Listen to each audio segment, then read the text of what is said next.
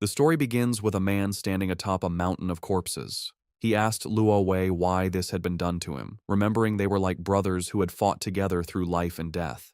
Luo Wei reminded him of the beginning of the calamity. Monsters emerged from strange spatial rifts, sowing chaos everywhere. Over time, these rifts were named dungeons, and those who came into contact with them gained mysterious powers known as classes. For this reason, the class core was formed to conquer the dungeons, and they advanced triumphantly. Luo Wei began to stare intently at the protagonist, revealing that this was precisely why he had to be eliminated. The man had become uncontrollable. Powerful class users could easily disrupt the Empire's order, and he, having surpassed even the Triple S rank, was the most dangerous enemy of all. Supreme power had to remain in the hands of the royal family, as only then could the Empire remain stable. With eyes gleaming with rage, the protagonist questioned if this was an excuse to slaughter his family and comrades. With malice in his eyes, Luo Wei clarified that he was doing this for the stability of the Empire. Just before the protagonist could take another breath, Luo Wei triggered a powerful explosion, revealing that he had tampered with his armor long ago. The explosion would also inject a compound poison into his wounds. Luo Wei knew that after an SSS rank battle, the protagonist would not have the strength to resist.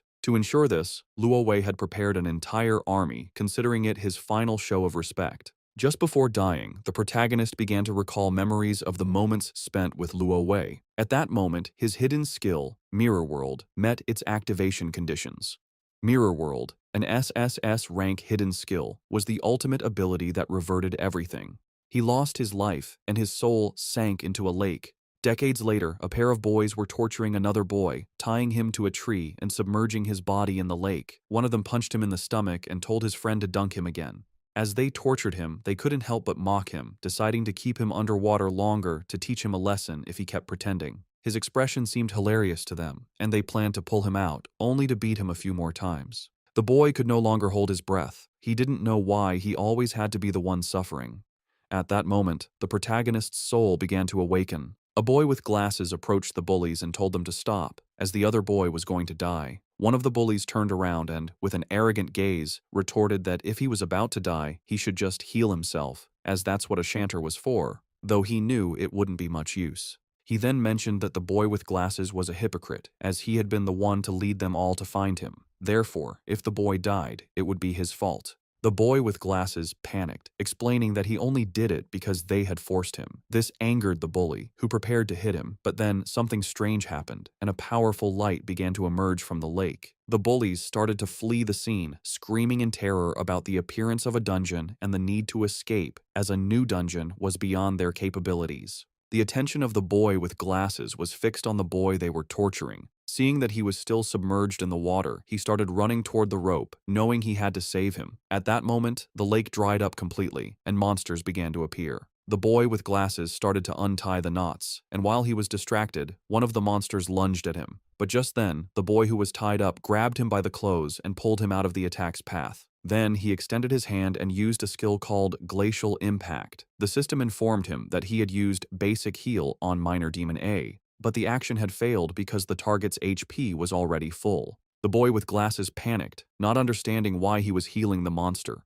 When the monster tried to attack again, he summoned a shield, blocking the attack just in the nick of time. When the protagonist opened the information window, he saw that his name was Yun Che, and he had the Chanter class. He realized he had used a healing spell, and that this was not his original body. Normally, when someone touched a dungeon, they would bind to the system and obtain a random starting class, which should be unchangeable. After that, they would grow and become stronger through the dungeon, gaining skills tied to their class. However, he had been a warrior who had reached the pinnacle. Back then, he had used a skill called Mirror World.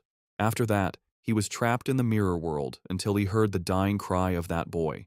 He finally realized that he had been revived in that boy's body. This was not exactly a happy thought, but he still thanked the boy for giving him a chance at revenge. The boy with glasses informed Yunche that the monsters were surrounding them and asked for immediate help, as he could only handle 3 at most. The protagonist knew his body was too weak. Even these small enemies were beyond his capabilities. At their speed, he couldn't even run. Opening his skill window, he realized they were all useless. Basic Heal restored 1 to 4 HP to a target, and Entangling Vines summoned vines to immobilize a single enemy with a low success rate.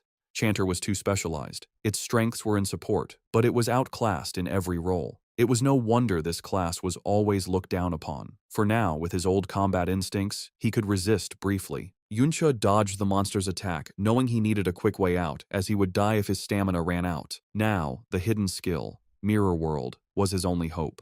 The protagonist dodged an attack without knowing how the skill worked and then touched the monster, but the skill failed as the conditions were not met.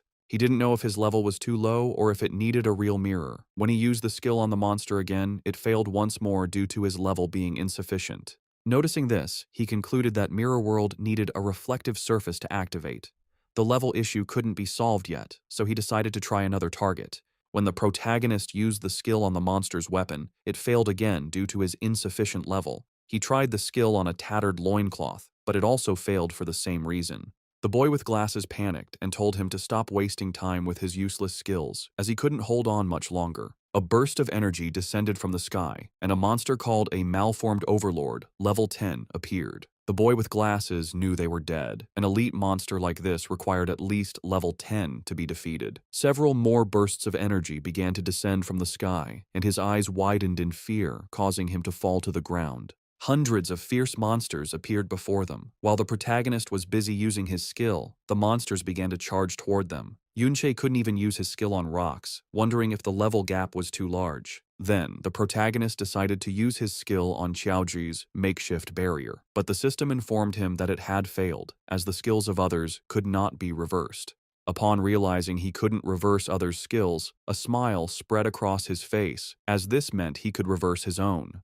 Once the protagonist used the skill on his own ability, it revealed that Mirror World had successfully reversed his Entangling Vine skill. Yunche used Chaotic Thorns, causing thousands of thorns to erupt from the ground. When one of the monsters tried to attack, another monster surrounded by a red aura struck it, saving Qiaoji. He was somewhat confused, not knowing what was happening, but the protagonist realized that the skill's effect had been completely inverted. Instead of immobilize, it now inflicted confusion. The Entangling Vines skill normally entangled a single enemy with a low chance of immobilizing it. However, its reversed upgrade, Chaotic Thorns, now caused thorns to lash out at a target with a low chance of inflicting confusion.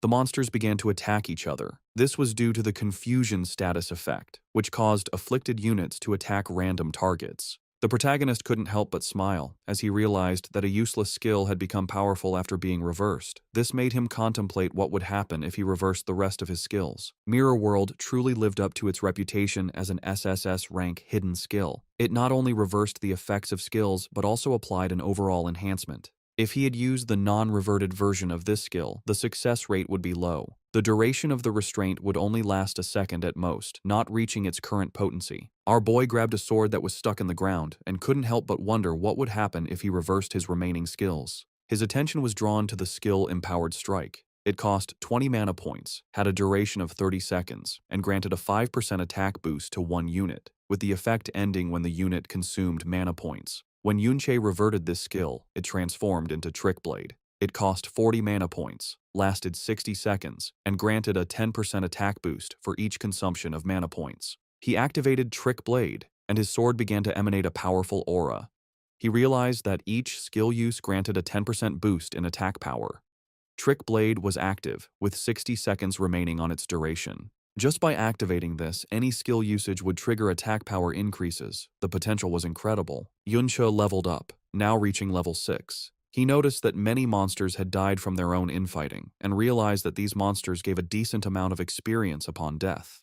When one of the monsters tried a surprise attack, our boy reacted in time and blocked the attack. Yunche's attention was drawn to his own HP bar, which had 480 HP and 120 mana points. He realized that leveling up fully restored his mana points. While the monsters remained chaotic, he decided to test this Trick Blade. Yunche activated Chaotic Thorns, consuming mana points. This triggered the effect of Trick Blade, causing a rapid decrease in his mana points, while his attack repeatedly increased by a 10% boost with each consumption. He now had 12 mana points, but his Trick Blade had resulted in a 120% attack increase, with 44 seconds remaining on its duration. His eyes began to gleam, and his attention fixed on one of the monsters charging towards him. He realized that this skill broke all conventions by allowing him to reach 2.2 times his attack power so easily. When the monster attacked, our boy deflected the blow, moved behind it, and dealt a deep gash on its back and then its stomach. Chaoji was in shock. He couldn't believe this was Yunche, observing his movements. He wondered how a level 5 chanter could have such capability, and since when did chanters possess such skills? Our boy continued to fight the monsters, killing them one by one. With his level 6 stats, 120 mana points, and 1 mana point regeneration per second, he realized he could theoretically reach 2.3 times his attack power. In an instant, he defeated a level 11 monster and couldn't help but smile. He realized his current strength could barely handle these level 11 elites. At that moment, a hand emerged from the ground. Yunche's attention was fixed on it as a level 21 monster called Battle Fiend Chimera emerged from the ground and began to roar. It turned and massacred the smaller monsters in a single move. Chaoji's eyes filled with fear, while on the other hand, our boy felt somewhat surprised to see a hidden level 21 boss in this dungeon. The boss began to charge toward our boy. When he tried to use Chaotic Thorns, the skill failed as the monster was immune to chaos. Just before the monster could attack, Chaoji stepped in front and summoned his shield. Yunche felt somewhat surprised, and not long after, he began to see someone familiar. A blonde-haired boy called him an idiot, telling him he had asked him not to charge forward. Our boy's eyes widened. The boss attacked with force, shattering the shield Chaoji had summoned and sending his body crashing hard against the ground. Yunche rushed towards him. He extended his hand and began to use his skills. He activated Basic Heal on Chaoji, which restored 1 HP. This consumed mana points, leaving him with 54 points. Trick Blade activated, granting him a 10% damage boost. Immediately after, Basic Heal activated again on Chaoji, this time with a critical hit that restored 5 HP. Our boy's mana points reached 1. He considered that a chanter's healing skills were truly pathetic and asked Chaoji if he had any health potions. He said he had an emergency one, and our boy told him to drink it. His Trick Blade now had 85 seconds of duration left. The boss started killing the other monsters. Yunche knew he was not yet a match for this boss, but the mobs were almost all dead. He had a plan in mind. Showing his blade, he asked Chaoji to hold on for a minute, as he was going to finish off the monsters, leaving him somewhat surprised. Our boy moved like a thunderclap, slicing the monsters to pieces. The duration of his Trick Blade had reached 0. Yunche leveled up, restoring his HP and mana points to 80-120. He activated Trick Blade. By using Chaotic Thorns repeatedly, each consumption of mana points triggered the effect of Trick Blade, increasing its attack by +10% with each activation. He knew he needed at least a 400% attack boost to defeat the boss. He began to slaughter more monsters, leveling up again. This restored his mana points to 110. He activated Chaotic Thorns, which granted him a 10% attack damage boost and reduced his mana points to 101. He repeated the activation of Chaotic Thorns, gaining another 10% attack boost as his mana points dropped to 92. He realized he had to cast Chaotic Thorns 40 times in 50 seconds, which meant he needed to reach level 10. Chaoji was in shock, unable to believe what his eyes were seeing. Yunche leveled up several times. The boss prepared to attack, but our boy began to glow. He was now level 12. His Trick Blade had a 510% boost and a duration of 95 seconds, which was more than enough to face this boss. Yunche moved like lightning, cutting off its arm, then appeared behind it and launched a chain of slashes, causing the monster terrible pain. Just before it had time to react, our boy sliced its body to pieces. In the blink of an eye, he had defeated a level 21 boss that had over 10,000 HP. After killing this boss, our boy gained 3 levels, now being level 15. Chaoji was in shock and didn't know if he was dreaming, wondering if a level 5 chanter had just solo cleared an entirely new dungeon. Now that the dungeon lord had been defeated, the dungeon was cleared. He approached and asked Yunche if it was really him. The monsters dropped items, and the system prompted our boy to collect them. He wanted to know how our boy had suddenly become so strong. Our boy began to recall his past, and upon seeing Chaoji's face, he asked what his relationship was with Chao Benben. Chaoji was in shock, as he didn't know how Yunche knew his great-grandfather's nickname. Yunche was somewhat surprised to learn that he was actually the great-grandson of Chao Benben. He began to remember Chao Benben, and his eyes filled with sadness as all the people he knew had been killed by Luo Wei. Just before he could ask more about Chao Benben, Chaoji averted his gaze and mentioned that it wasn't necessary to talk about him at that moment. If Yunche didn't want to answer his question, he didn't have to say anything. There was no need to humiliate him like that. Yunche was a bit confused as he didn't know what was happening. Chaoji mentioned that, although he didn't know why, Yunche had been hiding his true strength all this time. He advised that they should return to school. Since the next day, the school would organize a visit to the Modern History Memorial Hall, and skipping classes would get them noticed.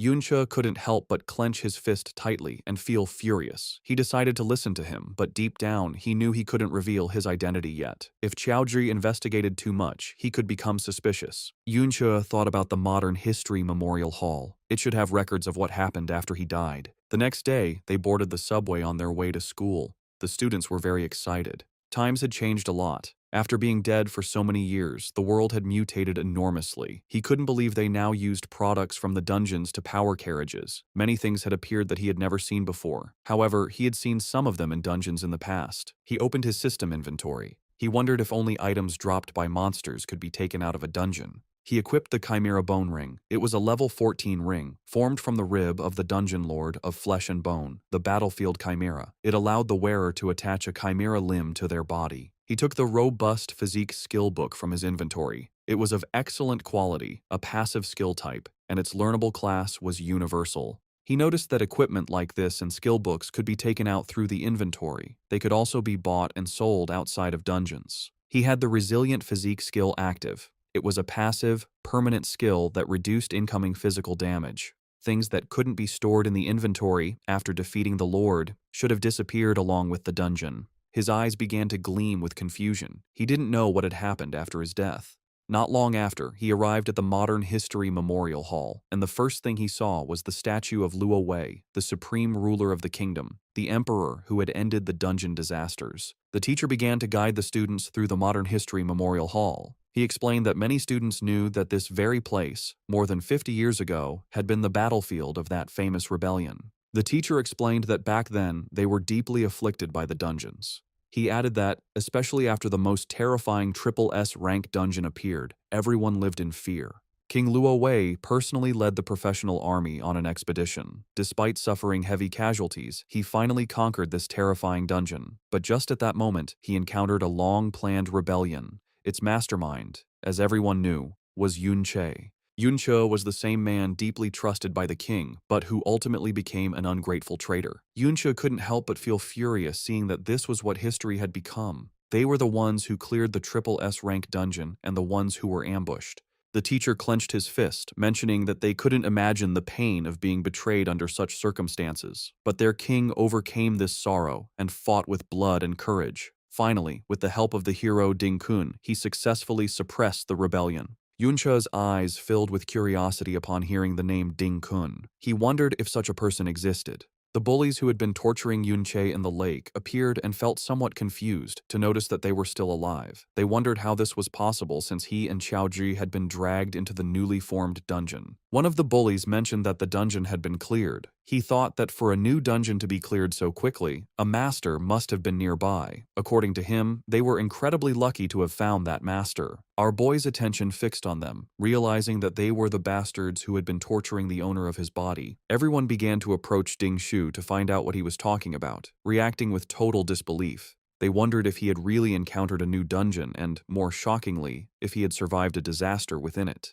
Ding Shu put his arm around Qiaozhi's shoulder and mentioned that he was quite lucky to have made it out alive. He began to whisper, revealing that they had almost dragged them into that dungeon that day and demanded to know how they planned to settle this debt. Qiaozhi panicked, making it clear that it was Ding Shu's fault. He threatened to report him, accusing him of almost causing his and Yunche's deaths. Ding Shu grabbed Qiaozhi by the head, questioning what was going through his mind and realizing that he didn't seem to have any idea of the situation at all. Ding Shu sked Qiaozhi to look at the statue in front of them and observe his ancestor being trampled upon by the hero. He revealed that he was the traitor, Qiao En, and Qiaozhi was his descendant. Finally, he asked if he really thought anyone would take his side. Ding Shu began to shout, saying that Qiaozhi could insult him, but he could not insult his ancestor, leaving poor Qiaozhi in shock. Everyone started to gather around, knowing that Ding Shu's grandfather was the hero Ding Kun. Upon hearing this, our boy's eyes began to gleam with rage. The students realized that the person next to them was Qiaozhi, the descendant of Qiao En. To them, the descendant of a traitor insulting a hero was a sign of a world turned upside down. They recalled that his ancestor, Qiao En, had slaughtered many people, and if the hero hadn't intervened, who knows how many more would have died. Ding Shu began to feign, making it clear that he didn't care what he said about him behind his back, but he couldn't allow him to insult his ancestor to his face. The teacher approached Qiaozhi, placed a hand on his shoulder, and asked him to apologize. He told him that, as his teacher, he had always been fair and reminded him that the hero had forgiven his family in the past. He concluded that, even if he didn't feel gratitude for this, he had no right to defame him. After saying this, the teacher left. Ding Shu placed a hand on his head and revealed that if he gave him a beating in public, people would only cheer him on. No one was going to help a vicious dog that was being beaten, and besides, Qiaoji was a particularly despised dog. He grabbed Qiaoji by the hair and asked if he really believed that he, the descendant of a hero, could be wrong. He prepared to hit Qiaoji, but at that moment, someone kicked him in the face, sending him to the ground.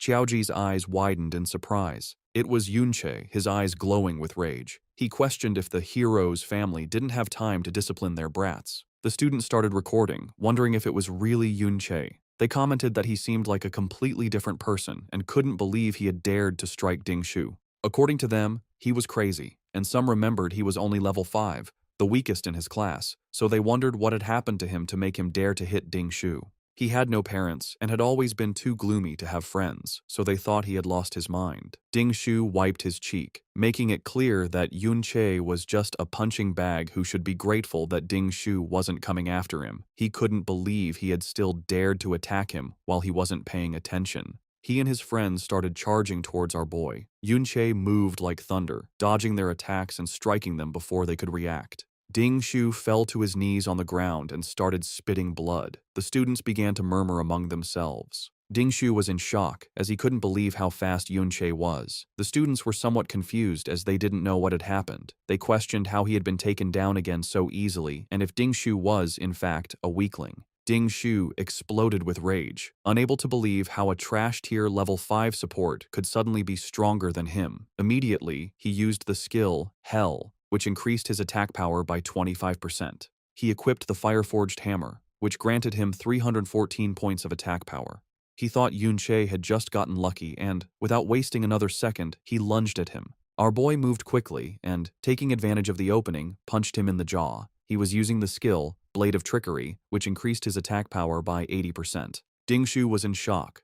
Our boy kicked him, sending him crashing hard to the ground. The guard arrived and, seeing Yunche stepping on Ding Shu, asked if there was a healer. The students were in shock seeing how fast Yunche was. They remembered he was only level 5. Even the blonde girl and her friend were in shock. The guard made it clear that fighting was forbidden inside the hall due to the risk of damaging something, and then asked the teacher why he couldn't control his students. The teacher started walking towards Yunche. He had not only insulted a hero, but had now also dared to assault his descendant. According to him, Yunche was shameless. The teacher unsheathed his sword, and Yunche's attention fixed on him. Our boy used the ring, and when the teacher tried to attack, his sword shattered into pieces, leaving everyone in shock. Yunche mentioned that they should set aside the discussion of who was shameless for a moment. He pointed out to the teacher that, although he claimed to be fair, he seemed to have only listened to Ding Shu's side of the story, and he questioned him directly, asking if he was trying to curry favor with his family. The teacher told him to stop talking nonsense, and then his gaze fixed on our boy's ring.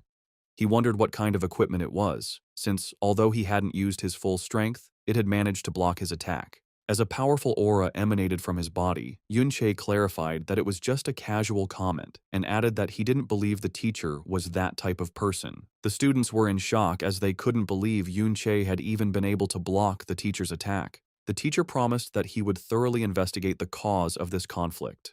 Internally, he wondered where Yunche had obtained that kind of equipment and if he too had some kind of backing. The ring Yunche wore was the Chimera Bone Ring, whose durability was already damaged by 37%. Despite being of epic quality, it was still just equipment obtained from a level 21 lord, so using it against the level 35 teacher was pushing it too far. Yunche asked to be expelled from the hall as punishment, along with Qiaoji. Qiaoji stood up and began to follow our boy with a confused gaze. The students couldn't believe that Yunche had been able to block the teacher's attack and wondered if this was something a student could do. The teacher asked his students to use a healing spell on Ding Shu, and in the meantime, our boy and Qiaoji left the hall. He was sad, as he couldn't believe that in the end, no one had survived, and Ben had been killed long ago by that so-called hero. His gaze fixed on Qiaoji, and he thought that if he asked him anything now, he would answer without thinking. He coughed and mentioned that his knowledge of history wasn't very good, so he asked him to recount the specific deeds of that hero. Ding Kun. Xiaozhi became nervous, mentioning that, although he wasn't sure if he remembered correctly, it seemed the hero Ding Kun had discovered the great villain Yun Che's conspiracy beforehand. He recounted that he had prepared an ambush near the Triple S rank dungeon to provide support, and that was how the entire rebellion crisis was resolved. Yun Che felt somewhat surprised. He began to remember his past life and how they had been ambushed. Qiao Zhi explained that the hero Ding Kun aspired to solve the dungeon crisis since he was young and always trained hard for it. After being promoted by the king, he fought across the country for years, saving various places from crises, like the very famous Great Cataclysm of Winterfell City. Yun Che began to gaze at the ground and ponder. The image of his past self standing on a mountain of corpses came to his mind. With a sad expression, Yun Che asked about the sword held by the hero's statue. Qiao Zhi explained that it was the Flowing Cloud sword, and added that, as the story went, it was the sword the hero had used to execute the traitor Yun Che. It was a top-tier piece of equipment. Yun Che's eyes began to glow with rage, as they had not only stolen his glory and achievements, but had even taken his sword. Then he decided that he would kill Ding Kun first. Outside the Ding family compound, several high-level warriors were patrolling. Suddenly, the eyes of one of them began to glow as his attention was drawn to something. Not far away, he saw Yun Che and Qiao Zhi slip into an alley. He decided not to pay much attention, thinking they were just passing through the area. Noticing how alert the man was, Yun Che wondered if he was a wanderer with a scout skill. Qiao Zhi suggested to Yun Che that they should just leave. He argued that there were too many guards, and that even if they managed to sneak in, the moment Ding Shu returned, they would be done for. Although he wanted to go and directly kill that hero, Ding Kun, he knew it wasn't possible. According to Qiao Zhi, Ding Kun spent all his time in a high-level dungeon. Unlike in his past life, one could not freely enter and exit dungeons now. The high-level ones were all guarded by the military, and a special pass was needed to enter. However, he was sure that Ding Kun's family must have such a pass in their home. Our boy asked if it was necessary for their family to keep so many guards, considering they were just one of dozens of branches descended from Ding Kun. Qiao Zhi revealed that, after all, they were descendants of a hero, and that they also had a dungeon within their property. Our boy's eyes widened in surprise to learn that they had a dungeon at home. Xiao Zhi mentioned that low-level dungeons had long been bought and sold privately, but this was not something that people without power and influence could even dream of. Ding Shu had guards with him all the time, so he could farm monsters and level up whenever he wanted. In contrast, ordinary students like them could only do so during the school's dungeon practicals, where they even had to fight over the monsters. Yun Che realized that this era had changed a lot and questioned if this didn't mean that the richer and more powerful one was, the higher their level would be. Qiao Zhi nodded, revealing that an ordinary person usually graduates from school between level 15 and 20, and since many no longer have access to dungeons after that, they remain stuck at that level. If one got a job related to dungeons, like a miner or a ranger in a national dungeon, they might reach a level close to 30 by middle age. In contrast, guards like those at Ding Shu's house could take advantage of their family's dungeon, allowing them to be around level 30. To reach a higher level, one generally had to be recruited by the army or enter an official organization, such as a guild or a military academy, through school assessments. Only then could one access higher-level dungeons and reach higher levels. Our boy knew that if he wanted to become stronger, that pass was essential. Qiao Zhi suggested they just leave, arguing that the level gap was too large and that no matter how skilled he was, he would be no match for those guards. Yun Che was aware that his current strength was far from enough to kill that hero, let alone the Supreme King Luo Wei, who was under layers of protection. However, he knew that the scouting skills one could learn around level 30 were generally small area skills, like Eagle Eye, Enhanced Hearing, or Krat Spirit Summoning. These were not enough to cover the entire mansion compound 24 hours a day. Besides, this wasn't a life-or-death dungeon, and most of the guards were very complacent. He concluded that it was more than enough for him to get in. Qiao Zhi panicked. Yun Che, however, took a leap and got onto the wall, thinking that compared to the almost flawless scouting in the high-level dungeons of his past life, this was much more relaxed. Qiao Zhi made it clear that even if they managed to get inside a private dungeon like this, they could be killed without any consequences. Our boy grabbed Qiao Zhi by the shirt and asked if he didn't want to change his life. Qiao Zhi admitted that he did, but he had planned to do it after joining a guild. Yun Che then asked if he really believed that a guild could change things for him. Qiao Zhi, the great-grandson of the traitor Qiao En. Xiaozhi's eyes filled with sadness. Our boy pulled him up onto the wall and made it clear that a person's destiny can only be changed in the present, not by betting on a what if that even he himself wasn't sure of. Yunche was not going to pass up the dungeon right in front of him. He decided to let him decide for himself if he wanted to follow. Qiaozhi began to sweat, and our boy pondered, wondering if the descendant would make the same choice as his ancestor.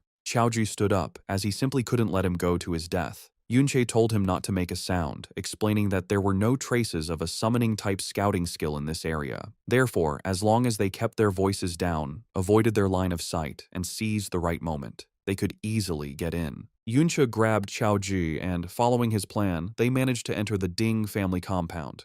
Qiaozhi's attention was fixed on a dungeon that unfolded underground. They entered the dungeon and saw two monsters, one level 6 and the other level 8. Our boy noted that the level was slightly higher than in the previous dungeon, but the number of monsters was not as high, probably because Ding Shu's family killed them regularly. Our boy mentioned that there were only two small mobs and asked him to go and give it a try. Qiaozhi couldn't help but feel scared and refused, stating that there was no way he could beat them. Our boy forced him to fight.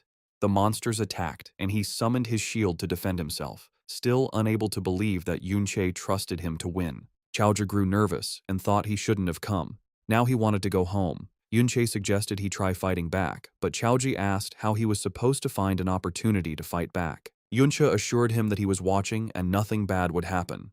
Qiaozhi decided to trust him, and using his shield, he attacked. But then the other monster tried to attack from behind, but he reacted in time and dodged the attack. It was just as Yunche had thought. Qiaozhi's talent was actually quite good. The problem was that he was always timid and panicked easily, so he only dared to defend. However, his subconscious judgment of spatial positioning was extremely accurate. Because of this, it always seemed like he was in a dangerous situation, but he didn't lose much health. Qiaozhi attacked the monster, but his shield shattered into pieces. Yunche moved like thunder, killing the monsters. Qiaozhi was somewhat surprised as he had leveled up. He was now level 7. Our boy explained that experience was distributed according to contribution, and that if he didn't unbalance the monsters, he wouldn't get much EXP, even if Yunche was the one who killed them. Yunche wielded the Crescentful Bone Blade, a blade formed from the condensed resentment in a leg bone, which increased his attack power by 62 and his spiritual attack by 11.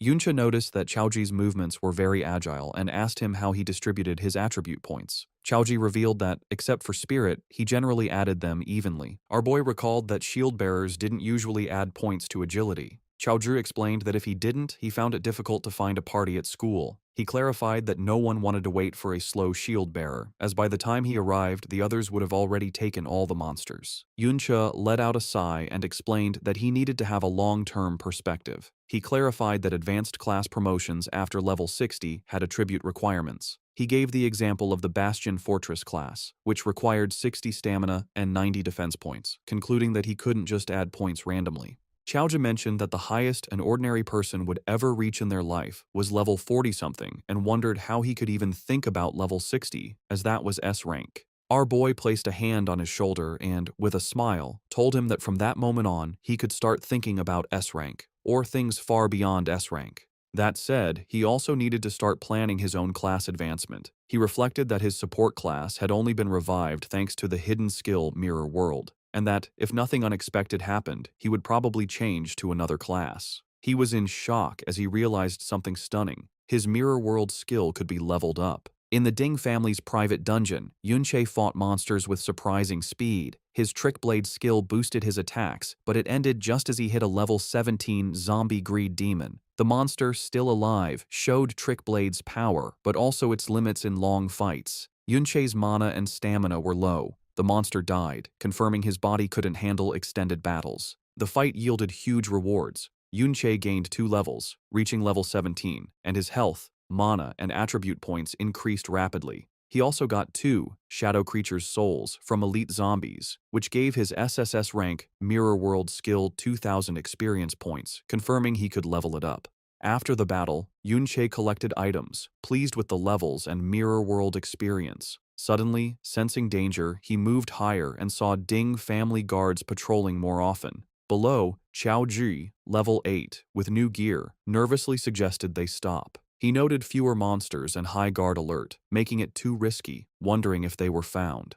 Yunche agreed. Fighting now would be too hard, requiring constant guard watching and careful trick blade use. With his current power and increased security, the risk was too high. Yuncha looked at a new skill book, Brick Spell, which created mana bricks. When reversed by Mirror World, it became Void Technique, making small objects intangible. He realized not all reversed skills were for combat. Some had subtle non-fighting uses. Yuncha checked his Mirror World skill. It needed 30% more experience to level up. Standing on the cliff, he thought about the amazing power its reversal gave him, even at its basic level. He felt more determined, imagining how much stronger he'd become when it leveled up. With glowing eyes, Yunche made a new plan.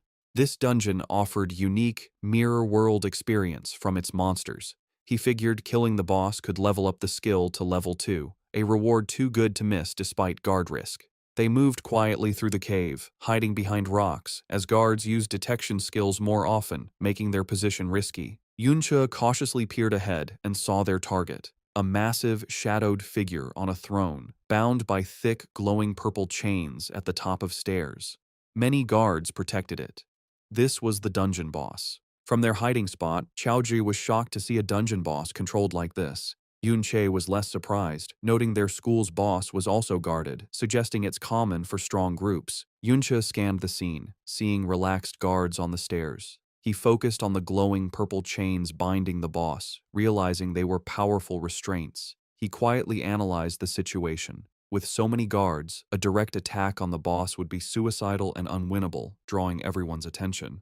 Yuncha knew he couldn't kill the boss with all the guards, but he saw an opportunity. A guard wandered off alone. He decided to take them out one by one. Covering his face, he used Trick Blade, 150% attack boost, and ambushed the guard. The ambush worked perfectly. The guard was instantly crippled and fell as Chaoji watched. Yunche stood over him with a dark presence, telling him to talk, to get information. Terrified, the guard begged for his life, offering any information, admitting the Ding family didn't pay him enough to die for them.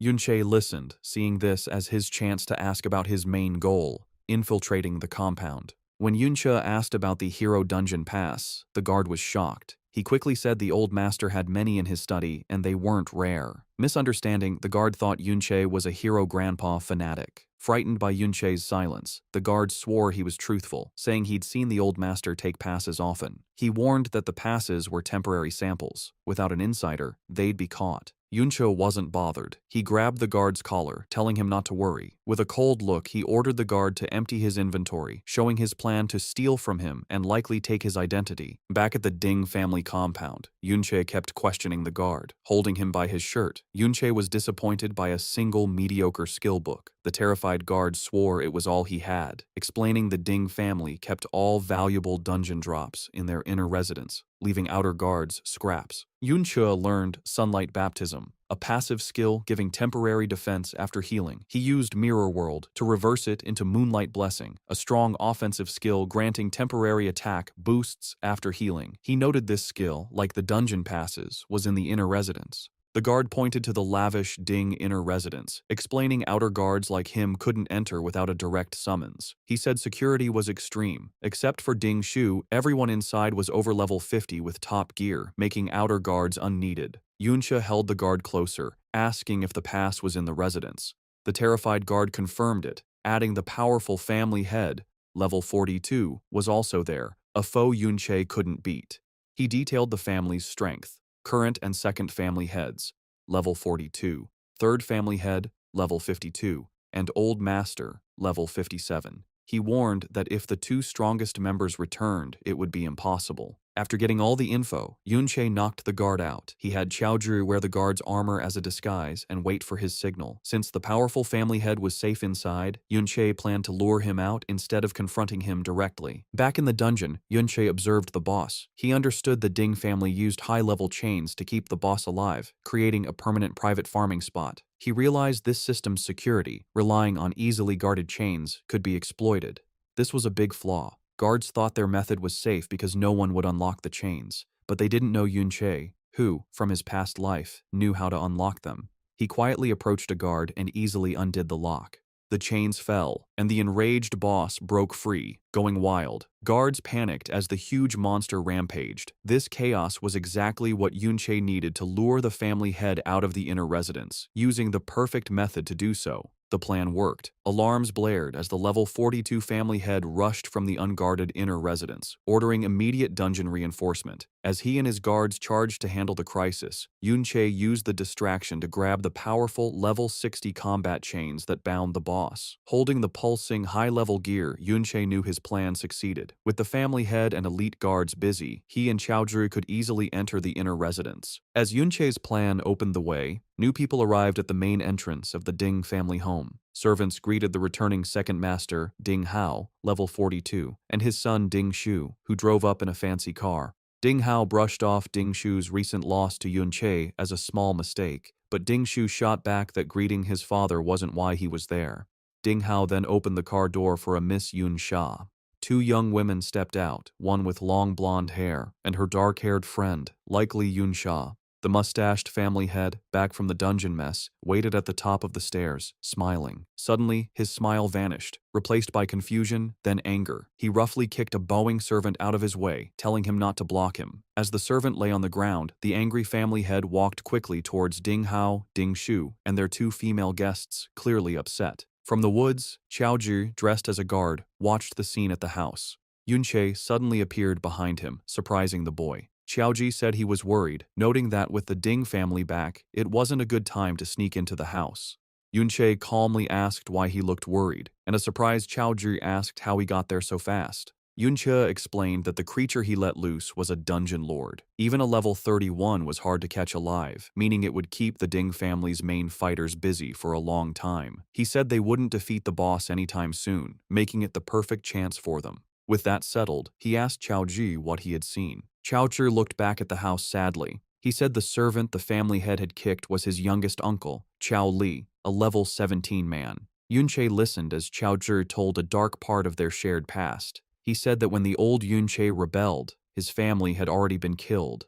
Chaozhi added that, in a way, this saved them from the years of shame and pain that followed for the children of traitors, like his own family. Hearing about the pain Yunche's old friend's family had suffered because of lies about their past, Yunche's face showed grim sadness and strong will. As they watched from the trees, Chaozhi continued his family's sad story. He explained that after being called traitors, the Chao family faced constant meanness from the empire. Their homes were destroyed and their lives were ruined. It got worse under secret orders from the so-called hero Ding Kun, who made sure the surviving Chao members were picked on and hurt constantly. Beaten and broken, with no other choice to survive, the remaining Chao family members were forced to work for the very people who helped ruin them, the Ding family. Now, they live a poor life, always watching their masters' faces, bowing and scraping for scraps. Chaozhi admitted with shame that they are sometimes shown off as proof of the Ding family's power and kindness for forgiving the children of a traitor. He said his father's generation tried to fight back and change their fate, speaking out against the unfairness, but their effort ended badly. The stress broke his father, who went crazy, while his uncle, Chao Li, became completely obedient, acting like nothing more than the Ding family's dog. Heavy with this hopeless history, Chaozhi began to doubt his own actions, wondering if it was right to follow Yunche into such a dangerous place. His doubt was cut short when Yunche turned to him and said firmly that he needed to go to the inner residence.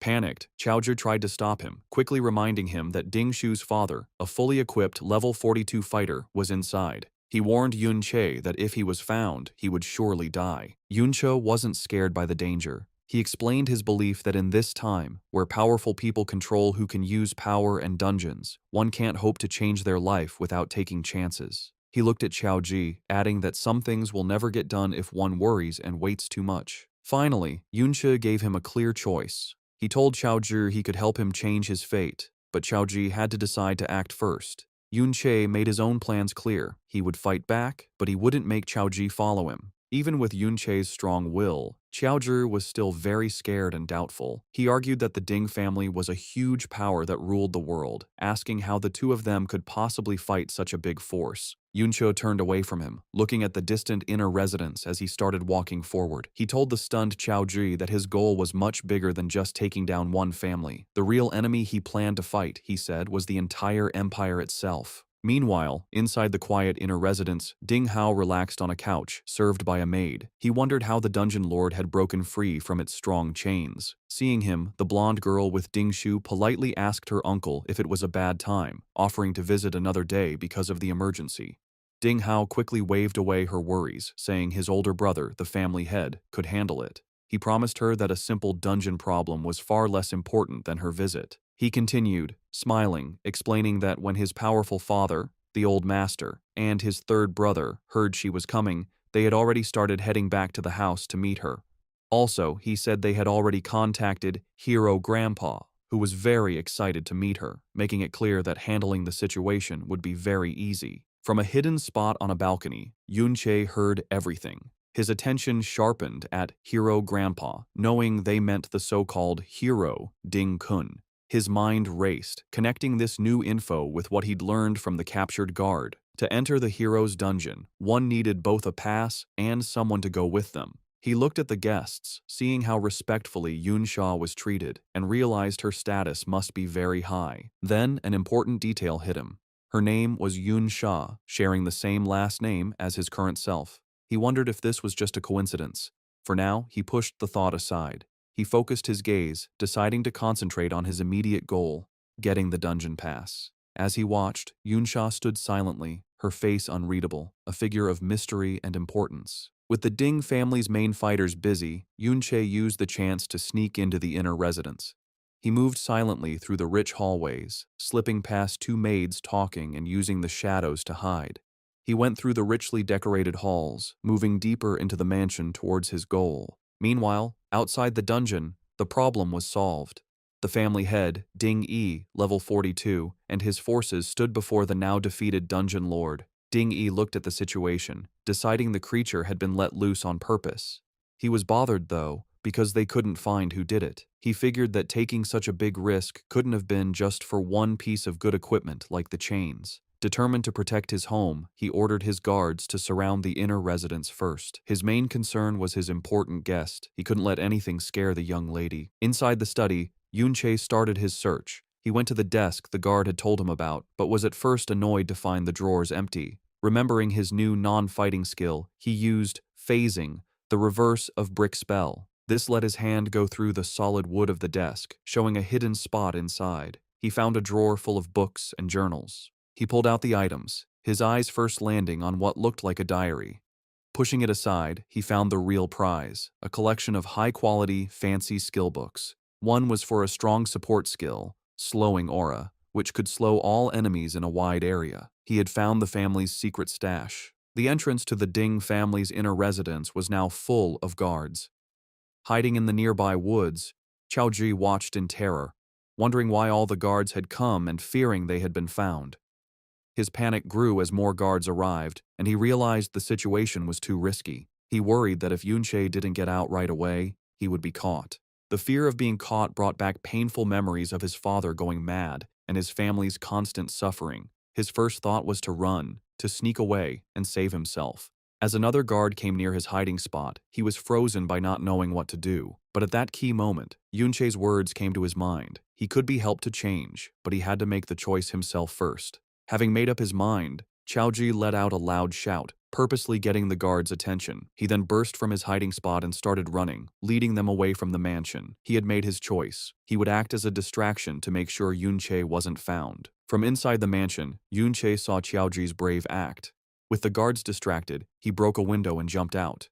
He felt proud, realizing that his friend had finally overcome his fear and chosen to fight against his fate. To help Chaoji escape, Yunche created an even bigger distraction. He landed among the guards, taunting them by saying he had stolen the chains and skill books, daring them to come and get them. Angry, the guards immediately left their positions and chased him. As he ran, Yunche used the Slowing Aura skill he had just stolen. However, thanks to Mirror World, the skill was reversed, becoming Accelerating Aura, which sped up himself and any friends nearby. The family head, Ding Yi, saw them running, but noticed something strange.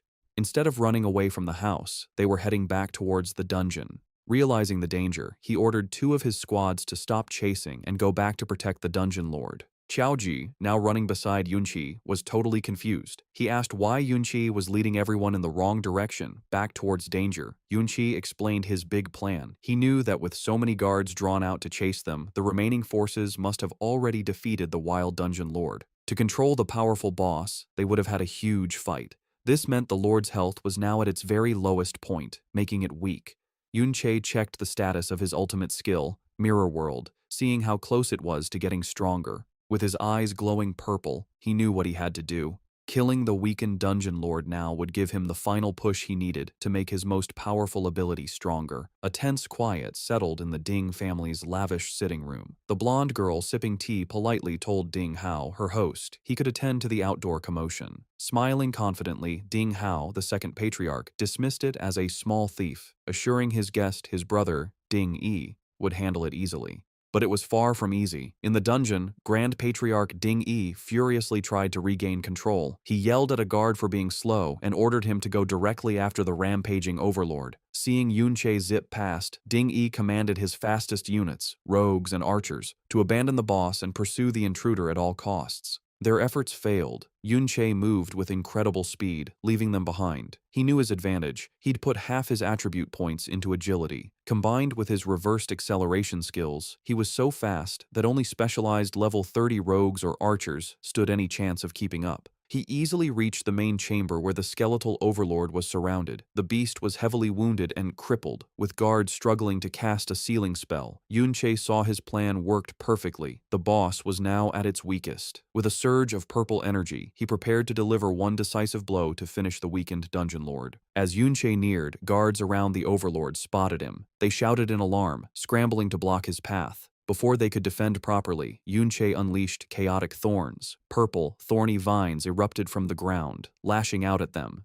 The guards were bewildered, having never seen this skill. The thorns tried to inflict a status ailment. Humans usually resist such effects, but Yunqi's skill was unnaturally potent, and several guards failed to resist it. The horrifying result: afflicted guards got confusion. One mage blasted a fellow guard with a powerful spell, throwing their ranks into chaos. The other guards watched in shock, stunned by the skill's impossibly high success rate. With enemies fighting each other, Yunqi seized his chance. He blurred easily through the disorganized guards. His path was clear to his prize, the low HP overlord, ripe for the taking. The guards' defense crumbled as Yunqi slipped through. They panicked, yelling why their shields and crowd control failed, accidentally hitting allies. Yunqi noted their poor coordination, recognizing them as a motley crew with no real team battle experience.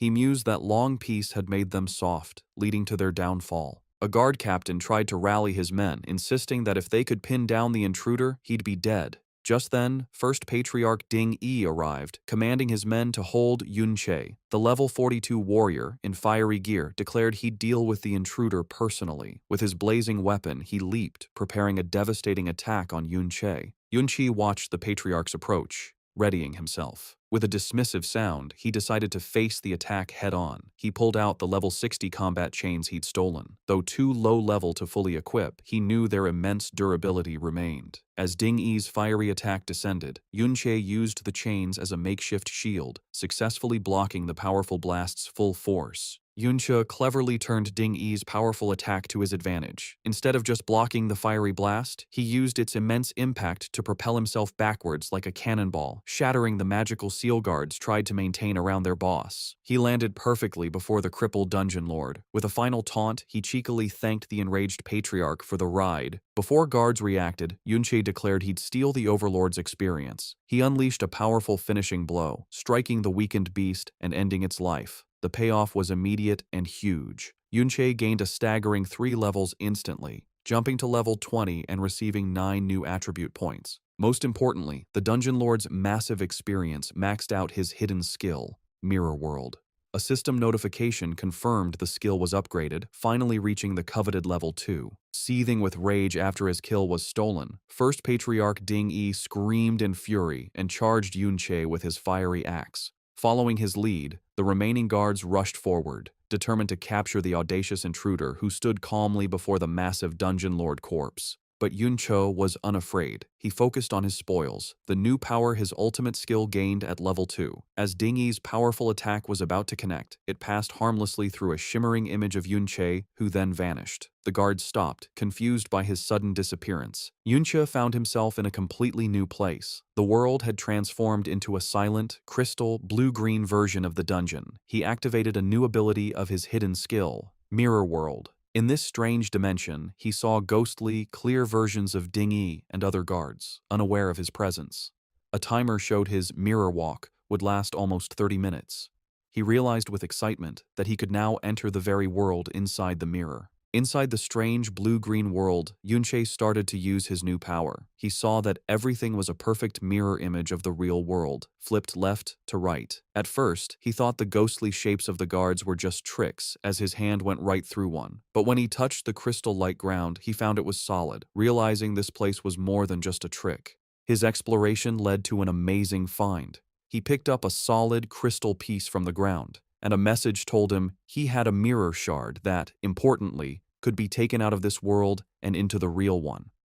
This was a big deal for Yunche. He understood that with his mirror world skill, now at level 2, he could bring real objects from this other world into his own. Wondering what else had changed with the skills upgrade, he checked his system screen. He saw a completely different list of skills, showing many powerful reversed abilities like invisibility and force field cage, but most of them were marked not activated, which confused him. A message quickly explained that these skills were for base skills, not yet learned. He then understood the full power of his new ability. The list showed the reversed forms of all skills he could learn. He now knew that to use any of these strong abilities, he first needed to find and learn their normal versions in reality. The skill reversal he used at level 1 was just a simple, basic part of his ability's true power. As he looked through the exciting list of future powers, he realized this changed everything. He could now pick strong skill pairs and plan his whole class path ahead of time, knowing exactly what powerful reversed forms he would get. As Yunche was thinking about his new skill's full potential, he suddenly felt something behind him. Turning, he saw a faint, blue-green human shape floating aimlessly in the crystal air. He wondered if it was a soul, like how he was stuck before he came back to life. The idea interested him, and he asked if other souls were also in this strange world. Without warning, the calm soul flashed with green energy, turning into a screaming, bone-like undead creature that lunged at him. Surprised, Yunche pulled out his glowing blade and got ready to fight. He met the creature's attack and with one swing, easily smashed the undead being, noting it didn't seem very strong. Just as he finished the creature, a new message popped up, getting his attention. The system offered him an undead contract. It explained he could make a deal with the soul he had just beaten, letting it leave the mirror world and fight for him in the real world. The contract also said the soul's highest level would always be the same as his, and he could have 20 such contracts. This unexpected event made Yunche think about what this new power could do. Yunche thought about what his new power meant. He now understood that after beating an undead creature in the mirror world, he could make a deal with its soul and bring it out into reality as a powerful fighter. Holding the mirror shard he had made real, he knew his ability wasn't just for things like stones. The level 2 upgrade to Mirror World was a real game changer, letting him bring not only items, but also an army of undead from the mirror world into the real one. Looking at the huge crystal landscape full of possibilities, he found the idea interesting. Back in the real world, things were messy. With its lord defeated, the private dungeon had vanished, leaving a stunned and confused army of guards. They couldn't understand where the intruder had gone. One captain frantically asked how he just vanished, wondering if it was a high-level rogue stealth skill. A rogue expert quickly said no, explaining their stealth had clear limits and couldn't make someone disappear so perfectly. The lack of answers made another captain angry, and he grabbed the rogue, demanding to know how the intruder could have escaped with so many of them there. The first patriarch, Ding Yi, was even angrier. Having lost his valuable private dungeon, he took his anger out on one of his men, grabbing the man's face and yelling that if they couldn't find the person responsible, they would have to pay him back for the loss. Meanwhile, Yunche's time in the mirror world was ending. As his mirror walk timer counted down, he wondered where he would show up again. Would he go back to his first spot, or were there other rules for leaving the mirror world? He got his answer a moment later when he appeared back in the real world, in the exact same spot where he had vanished. The angry Ding Yi spotted him right away, and without thinking, roared for his men to get him. Facing the new attack from the Ding family's fighters, Yunche stayed perfectly calm. He held up a hand, a swirling green light glowing in it, as he told them not to be so fast. He said that after being ganged up on for so long, it was time for him to do the same. With that, he used the power he had just gained from the mirror world. A flood of spooky, skeletal warriors burst out, forming a scary undead army that rushed towards the shocked guards. The guards reacted with pure terror, their attacks slowing as they questioned what these ghost-like figures were, wondering if they were actual ghosts. The first patriarch, Ding Yi, tried to calm the growing fear. He yelled at his men not to panic and said the creatures were just undead monsters he had seen many times before. One of the guards fought a skeletal warrior, getting ready for a tough fight. However, he was surprised to see a health bar appear above the creature. It was an undead skeleton warrior, and it was only level 20, the same as Yunche. Despite this, the fear was strong. Dingy's face twisted with rage at his men's continued hesitation. To get them to fight, he promised a bonus to everyone if they attacked and caught the intruder. The idea of a reward seemed to make them brave again. But as the guards turned their attention from the undead army back to Yunche, they found he was no longer there. Confused, they looked around, wondering where he could have possibly gone. Having used his newly summoned undead as a distraction, Yunche watched the fight from a safe distance. He judged that his current army was still too weak to be truly effective. He knew that if he could find and make deals with stronger souls, the disorganized guards would have been no match for him. However, he was limited by what he could find. He had already made deals with the 20 strongest souls available in the small area he had explored within the mirror world. Also, he found that his exploration of the mirror world wasn't endless. He had hit a wall that kept him within 200 meters of where he entered. This made him realize that to find better undead, he would need to enter the mirror world from different places in the future. His planning was cut short when he saw that his friend, Qiao Ji, who had been acting as a distraction, had been found hiding in the woods. One of the guards sneered at the disguised boy, teasing him about the reward he would get for catching him. Without hesitation, Yunche leaped from the shadows, quickly and precisely striking down the guards threatening his friend. With their path clear, he grabbed the stunned Qiao Ji and told him they were leaving. Looking at the mess he had created, with his undead army keeping the rest of the guards busy, Yunche decided their job was done. It was time to go back, get away from the danger, and properly check all the new things he had gained from his bold raid. As Yunche and Qiao Ji escaped, the remaining Ding family guards fought the undead army. The guards fiercely attacked the skeletal warriors, breaking their bones. A guard leader noted the creatures weren't very strong, but their relief was short-lived. To their horror, a defeated skeleton would instantly reform, unharmed. They kept fighting, only for skeletons to revive endlessly. Just as the guards' spirits were breaking, Ding Ge, the strong level 52 third head of the Ding family, appeared, calmly smoking. He realized the skeletons were summoned creatures and that reviving them used their summoner's magic. With a confident smile, he concluded they just needed to kill them until their master ran out of energy. Sometime after the chaotic attack, the old master, the powerful head of the family with a long white beard, returned. He immediately asked if their important guest, Miss Yun Sha, had left. Inside, his son, Ding Hao, bowed respectfully, apologizing for failing to keep her there. He explained the intruder was unbelievably bold, causing a commotion by shouting and even breaking a window, which scared their guest away.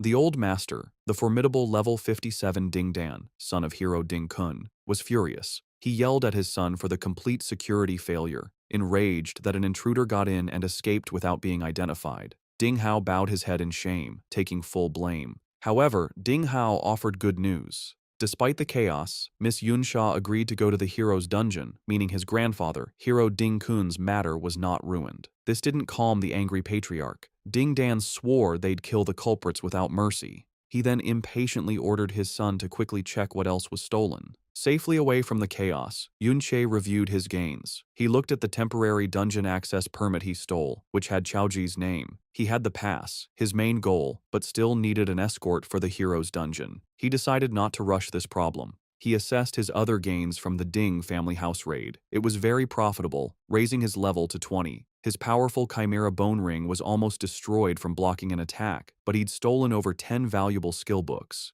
He saw one book had chant skills, all support types. He learned Battle Song Chant, which boosted critical hit rate and damage but lowered defense. He immediately considered its reversed form, Shield Song Chant, which would do the opposite. He excitedly realized by learning and reversing these support skills, he could greatly boost his stats. With these boosts and a new passive skill that increased his strength, he knew he could crush any same-level opponent with pure stats. Besides skill books, the Dungeon Lord dropped a rare level 30 item, Corrupted Knight's Armor, which would be useful later. But most importantly, above all the levels, skills, and equipment, he had finally leveled up his hidden skill, Mirror World, to level 2. Thinking about his new abilities, Yunche admitted his necromantic summons greatly increased his combat power. But he knew it wasn't enough. Recalling the hero Ding Kun's statue, he judged his enemy was at least an S-rank berserker. To have any chance of killing him, Yunche figured he'd need to reach level 50 or higher and, more importantly, find and contract an S-rank necromantic spirit. Later, safe from the Ding compound, a still-shaken Chaoji nervously asked Yunche if they wouldn't be followed. Yunche calmly said they'd lost their pursuers and were safe since their faces weren't seen. Still, Chaoji was uneasy, and Yunche noted how hard the experience must have been for him. Seeing his current undead army was too weak, Yunche decided his next step. He asked Chaoji if there were any nearby dungeons where a powerful person had died. When Chaoji looked confused, Yunche explained he needed a higher-level dungeon to level up faster, adding the powerful person was for something he'd find out later. After a moment, Chaoji confirmed there was such a place. However, he hesitated, worried. He revealed it was the school's private dungeon, and they couldn't sneak in. The information made Yunche pause, thinking about a controlled, heavily guarded dungeon. But he didn't waver. He simply decided if normal entry was impossible, he'd use special methods to get what he wanted. As part of his special methods to enter the school's private dungeon, Yunche met his class teacher. He gave the teacher a valuable, rare, purple-quality skill book for his Wanderer class, stolen from the Ding family. The bribe worked. The teacher, now believing Yunche had powerful backing, became more helpful. He admitted dungeon access was usually fixed, and he couldn't easily change things. However, he explained a loophole. The dungeon was open for graduating students. While Yunche wasn't normally qualified, a teacher could recommend an outstanding student. Convinced of Yunche's outstanding potential, he promised to get him a spot. The plan succeeded. Yunche joined students entering the school's Valiant dungeon. Other students were determined or flattering. One grimly noted it might be his last chance to level up, while another thanked the hero. As Yunche walked past the glowing portal, he felt a strange unease, sensing something was wrong with this dungeon. The teacher enthusiastically explained it was where the hero once fought, and traces of his power might remain inside. Nearby, Chaoji listened grimly. He horrifyingly realized the Valiant dungeon was where, according to the Empire's fake history, hero Ding Kun valiantly killed his great-grandfather, traitor Chao En. Knowing the dark truth, Chaoji hesitated. He struggled, wondering if he should tell Yunche what he knew about the dungeon's true history. As students gathered at the dungeon entrance, the teacher gave a final warning. It was a high-level dungeon, and they must be careful within their limits. He then singled out a red-haired student in armor, Little Z, telling him to look after Yunche and Chaoji.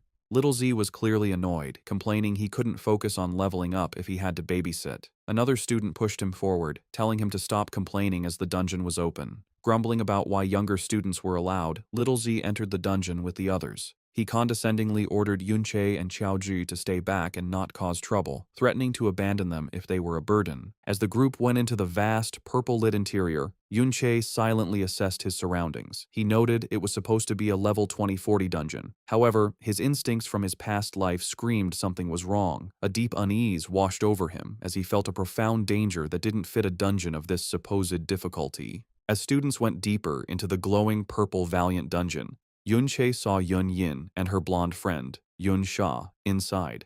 He wondered how they, as younger students, were allowed. Little Z, assigned to watch Yunche, also saw the girls and pointed them out to another armored student. This student immediately dreamed of escorting the attractive girls. His fantasy was cut short by a taller, serious student in a helmet who smacked him, telling him to stop dreaming. This student revealed Yun Yin and Yun Sha were much stronger, both over level 30. He scoffed that they should be asking the girls for help, and the daydreaming student wasn't good enough for them. Embarrassed, the student muttered he was just talking. As the older students talked, the daydreaming boy watched Yun Sha and Yun Yin. To his and his friend's surprise, the two high-level younger students ignored them and walked directly towards Yunche and Chaoji. Yunche watched them approach, confused. He recognized Yunsha as the high-status guest from the Ding family's house. Her direct approach made him suspicious. He wondered if she knew the original owner of his body, or if she was confronting him for Ding Shu, whom he'd publicly embarrassed. Yunsha's approach was direct and friendly. Smiling confidently, she told Yunche she saw him at the memorial hall and complimented his fighting skills, adding his voice was unique. Yunche wasn't sure what she wanted, thinking she was just making small talk. However, Yunsha's eyes glowed gold as she leaned closer, revealing she recognized his voice from the shattering glass during his escape from the Ding family residence. This stunned Yunche. He realized, alarmed, that this powerful girl had identified him as the intruder just from 2 sentences he shouted. Having made her point, Yunsha's clothes changed to white, mage-like combat gear. Yun Yin did the same, putting on a dark, green energy outfit. Yunsha then told a still surprised Yunche they'd explore the dungeon first, then walked away with her friend. As they walked off, Yunche processed the encounter carefully. He understood she recognized him as the intruder, but chose not to expose him publicly, subtly delivering the message. This made him wonder if it was a warning. He considered the dangerous possibility that Ding Shu also recognized his voice from their earlier fight. However, Yunche decided not to worry for now. He was confident that as long as the Ding family didn't act immediately, his fast leveling speed would soon make him strong enough for any threat they posed. Seeing her act as friendly, he decided to offer a warning back. He called out, advising them to be careful, as his instincts told him the dungeon felt strangely dangerous. Yunsha stopped and seemed to agree, telling her friend the place felt odd. She reflected that given her high level, the dungeon shouldn't feel so unsettling. With a final knowing smile at Yunche, she thanked him for the warning before she and Yunyin continued. The brief friendly talk between Yunche and the high-level girls didn't go unnoticed. The other older students watched in disbelief, gossiping about why the usually cold Yunsha was so familiar with him. Driven by jealousy, they surrounded Yunche, asking about his relationship with her and demanding an introduction. Not interested, Yunche cut off their questions, announcing he and Xiaozhi were leaving the group to explore alone. The older students were shocked by his overconfidence, warning him that as younger students, the level 20 monsters would surely kill them. To their surprise, their supervisor, Little Z, told them to let the two go. He reasoned that for Yunche to be friendly with someone as powerful as Yun Yin, his own level must be high. When others protested, reminding him of their teacher's orders, Little Zai's true motive was revealed in his thoughts. He aggressively reminded his friends of their real reason, to find precious crystals. He didn't want to share the loot, so letting them wander off was perfect. He finalized his decision by callously telling the group to ignore them, reasoning they had distress signal guns if needed. As Yunche and Xiaozhi walked away, he watched them with anger and jealousy. He couldn't understand why a plain kid got Yunsha's attention. His envy grew into dark malice. He concluded if Yunche was so overconfident, he deserved to die. Sometime after Yunche and others entered the dungeon, an angry Ding Shu arrived at the entrance. A male staff member and a woman asked him what he was doing. Filled with rage, Ding Shu grabbed the man's shirt, asking if a team had just gone inside.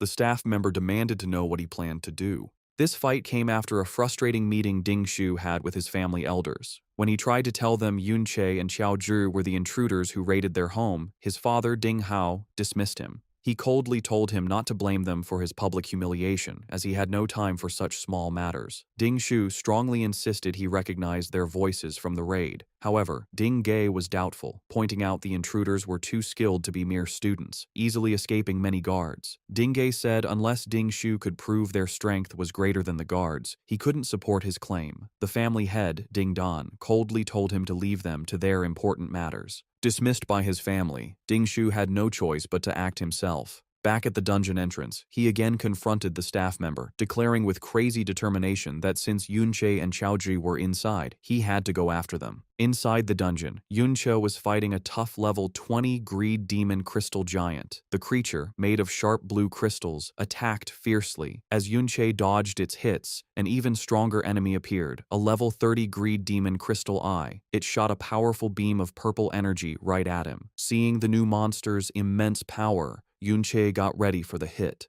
From far away, a terrified Xiaozhi shouted Yunche's name and used a support skill. A set of golden shields with angel wings appeared around Yunche, protecting him from the attack. The skill, called Surrounding Shield, gave Yunche a shield with 500 durability and 700 defense for 3 minutes. Qiaoji didn't stop there. He used a motivational shout, which wrapped Yunche in an aura that boosted his power. This gave Yunche the inspired status, increasing his attack power and speed by 5%. It showed that Qiaozhi was quickly becoming a very good support player. Strengthened by Qiaoji's help, Yunche used a series of powerful attacks on the huge crystal monster. With his Trick Blade skill active, which gave him a 70% attack boost, he shattered the strong level 30 Eye of the Mountain with a final strong hit. The victory brought quick results. Yunche leveled up to level 21 and got 3 new attribute points. Qiaoji was also happy, shouting in surprise as he leveled up to 11 and also got 3 attribute points. Yunche explained to his friend that the surrounding shield and motivational shout skills came from the books they had stolen from the Ding family. He said they were very useful skills that Qiaoji was able to learn. As he looked at the defeated monsters' remains, Yunche thought about how much better their teamwork had gotten. He knew the monsters in this dungeon were a bit high level, but Qiaoji's new support skills made the fights much easier to handle. As they went deeper into the dungeon's crystal caves, Yunche remembered something his teacher had said.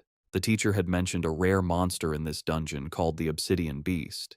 He had said that killing it gave a chance to get a rare support skill book for gravitational pull. This was a big chance for Yunche because he had already seen the skill's reversed form, Force Field Zone, on his Mirror World skill list and knew it was a key skill for his future plans. But hunting the beast wasn't his only goal. He looked out at the huge, spooky landscape, knowing that this dungeon was also said to be where many powerful adventurers had died. He believed their souls might still be where they fell, giving him a chance to find and contract powerful undead spirits for his army. He hoped he could find some of these souls in the area. Suddenly he felt danger and his eyes widened in alarm. In the canyon below, a huge creature made of dark, glowing purple rock appeared. It was not alone. A whole group of these elite-level obsidian beasts was on the move, marching together through the Crystal Pillar Canyon. From a high cliff, Yunche and Qiaozhi watched the strange sight. Yunche saw that the elite beasts were moving in a large group and had also traveled at least a kilometer, much farther than they normally would. This very unusual organized behavior led him to a serious conclusion as he mumbled the words, "Wanderer type, huh?"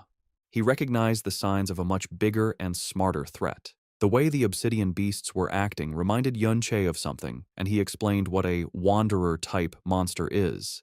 These are rare creatures that don't have a fixed spawn location and wander freely all over a dungeon map.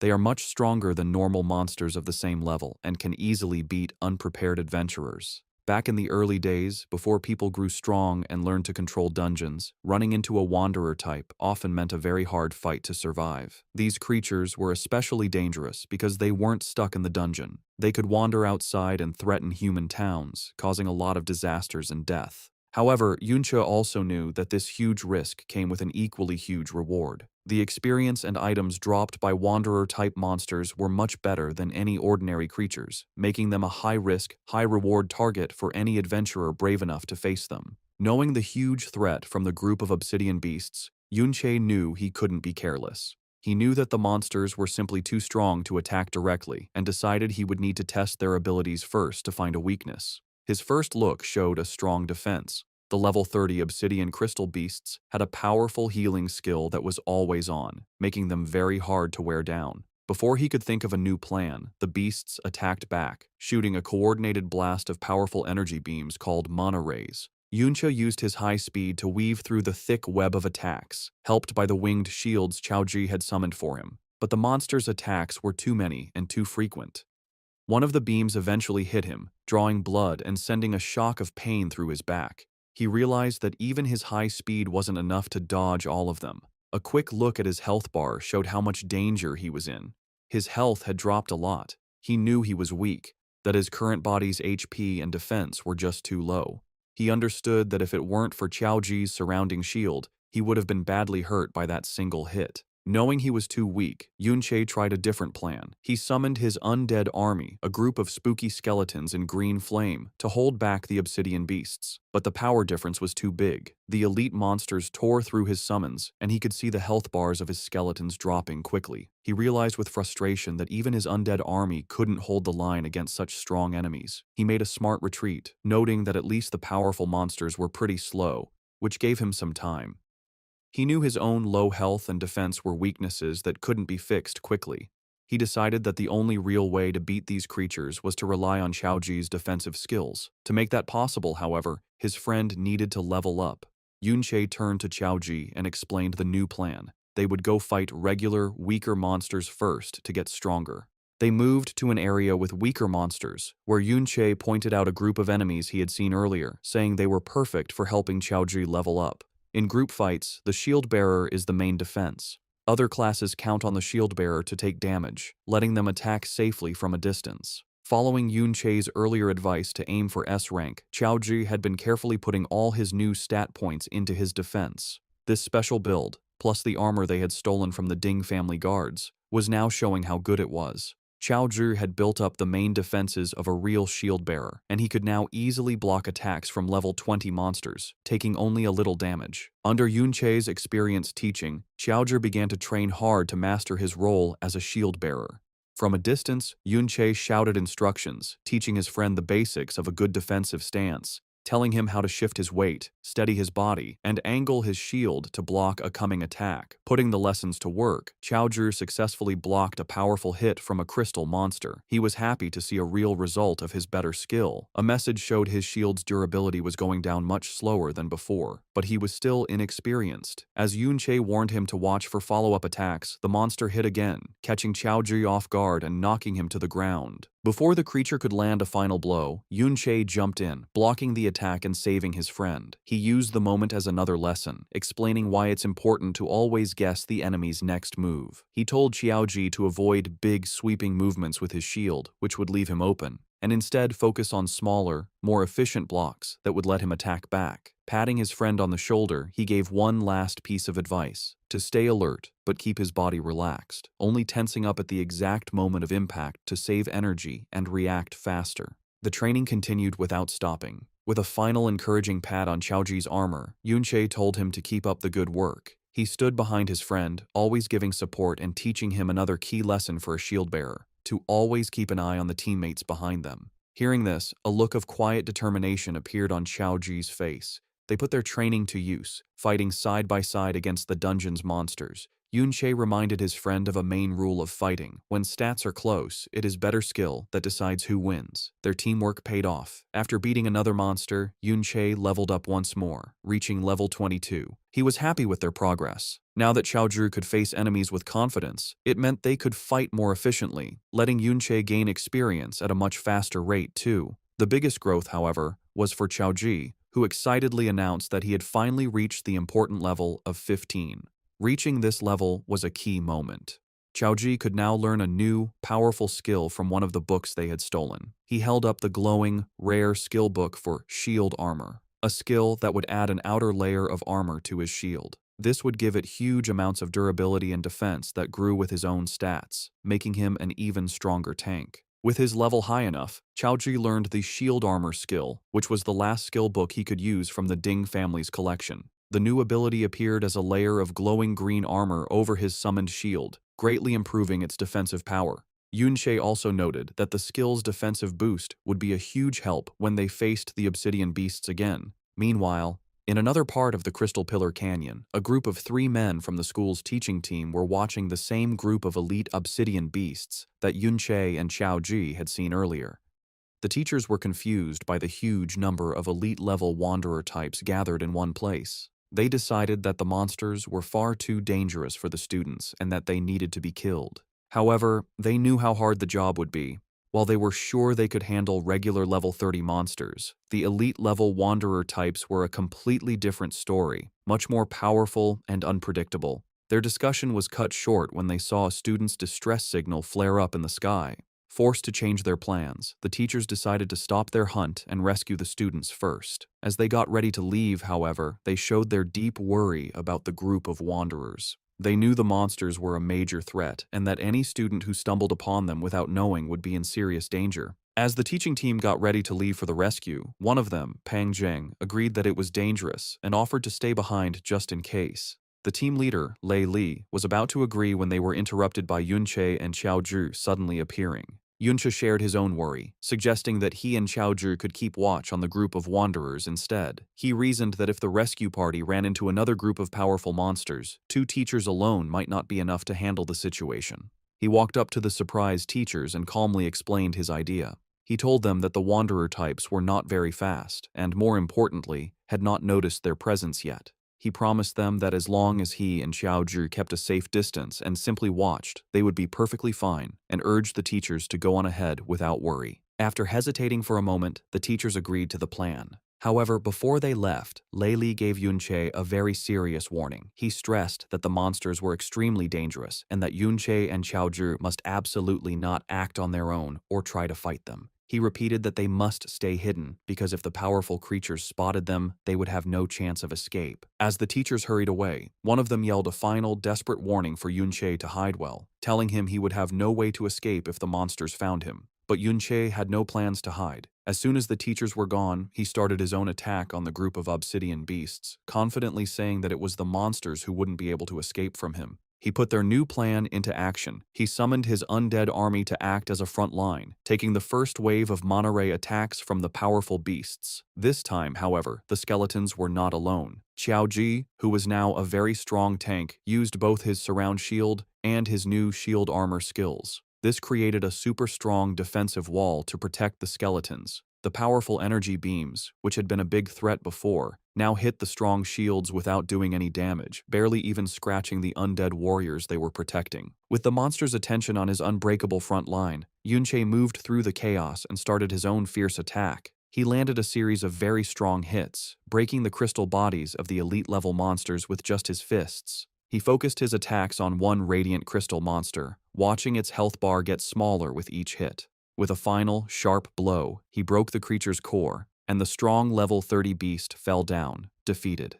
It dropped a beam of light, which meant there was valuable loot. After successfully beating one of the powerful wanderer-type monsters, Yunche felt good. He noticed that he was getting more and more used to his new support class, skillfully using his own attacks with Xiaozhi's defenses and his undead army. However, he knew his current power level was still much weaker than what he had in his past life. While his reversed skills let him increase his attack power a lot, he was still held back by the naturally low base attack of a support class. He wished he had a way to increase his basic damage even more. He thought about his other gains from the battle, like the titles he had earned for beating powerful monsters. The victory had also given him another level up, and he was happy to see just how much experience the rare elite-level monsters gave.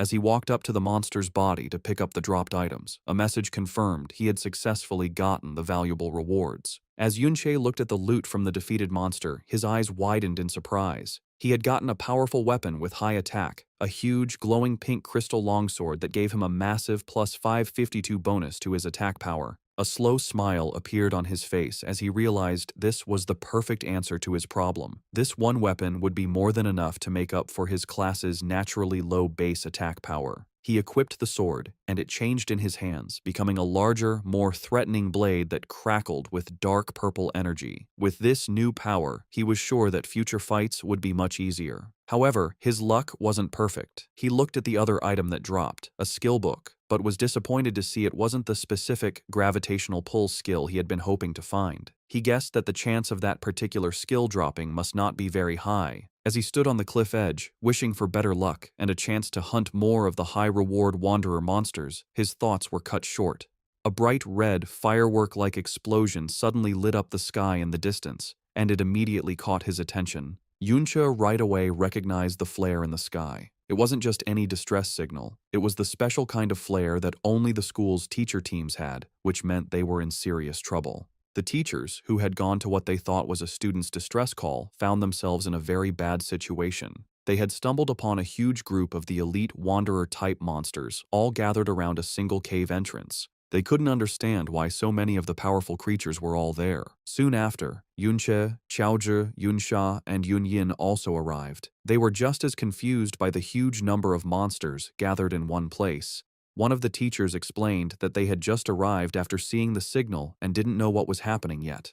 He pointed towards the cave, explaining that the signal was coming from inside and that the students they had come to rescue must be trapped in there. Another teacher explained their bad situation. They were trying to organize a rescue, but the group of monsters was simply too big. Even with all the teachers together, they didn't have enough people to break through. Seeing the powerful Yunsha and Yunyin arrive, one of the teachers looked to them for help, saying it would be a great help if they could assist in the rescue. Without hesitating, Yunsha accepted the teacher's request, saying that saving fellow students was their duty. She immediately took control of the battle, summoning a glowing, star-shaped magic object and using a powerful area-wide buffing spell called Starlight Mystic Art. The spell washed over the teachers and students, wrapping them in a golden light that greatly increased their spirit and attack power. The pure strength of the buff stunned everyone, who recognized it as an epic-level skill at the very least. With her allies now stronger, Yunsha turned her attention to the monster group, using a powerful attack spell, Gravitational Pressure, that crushed a huge area of the Wanderer beasts. At the same time, Yunyin joined the fight, using her own devastating attack, Hidden Thorn, which instantly destroyed a level 30 radiant crystal spike, showing her own incredible power.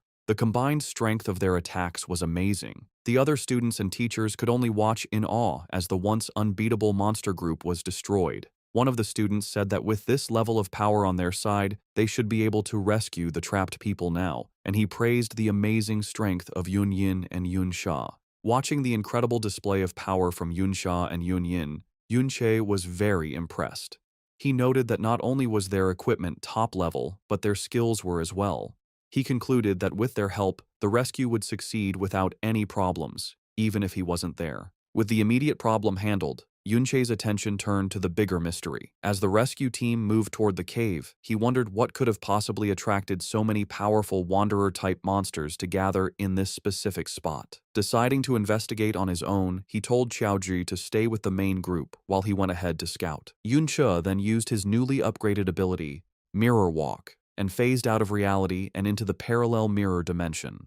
He looked at the strange, purple-colored landscape, realizing that the dungeon's crystal structure gave him plenty of reflective surfaces, letting him enter the mirror world at any time. However, he also knew there were limits to this power. He hadn't yet figured out how to leave the dimension whenever he wanted, remembering how he was thrown out when the timer ran out during his raid on the Ding family's house, and he couldn't get back in. As he moved through the mirror version of the cave, passing by the ghostly, untouchable phantoms of the other adventurers, he noticed something strange. The people had phantoms, but the monsters did not.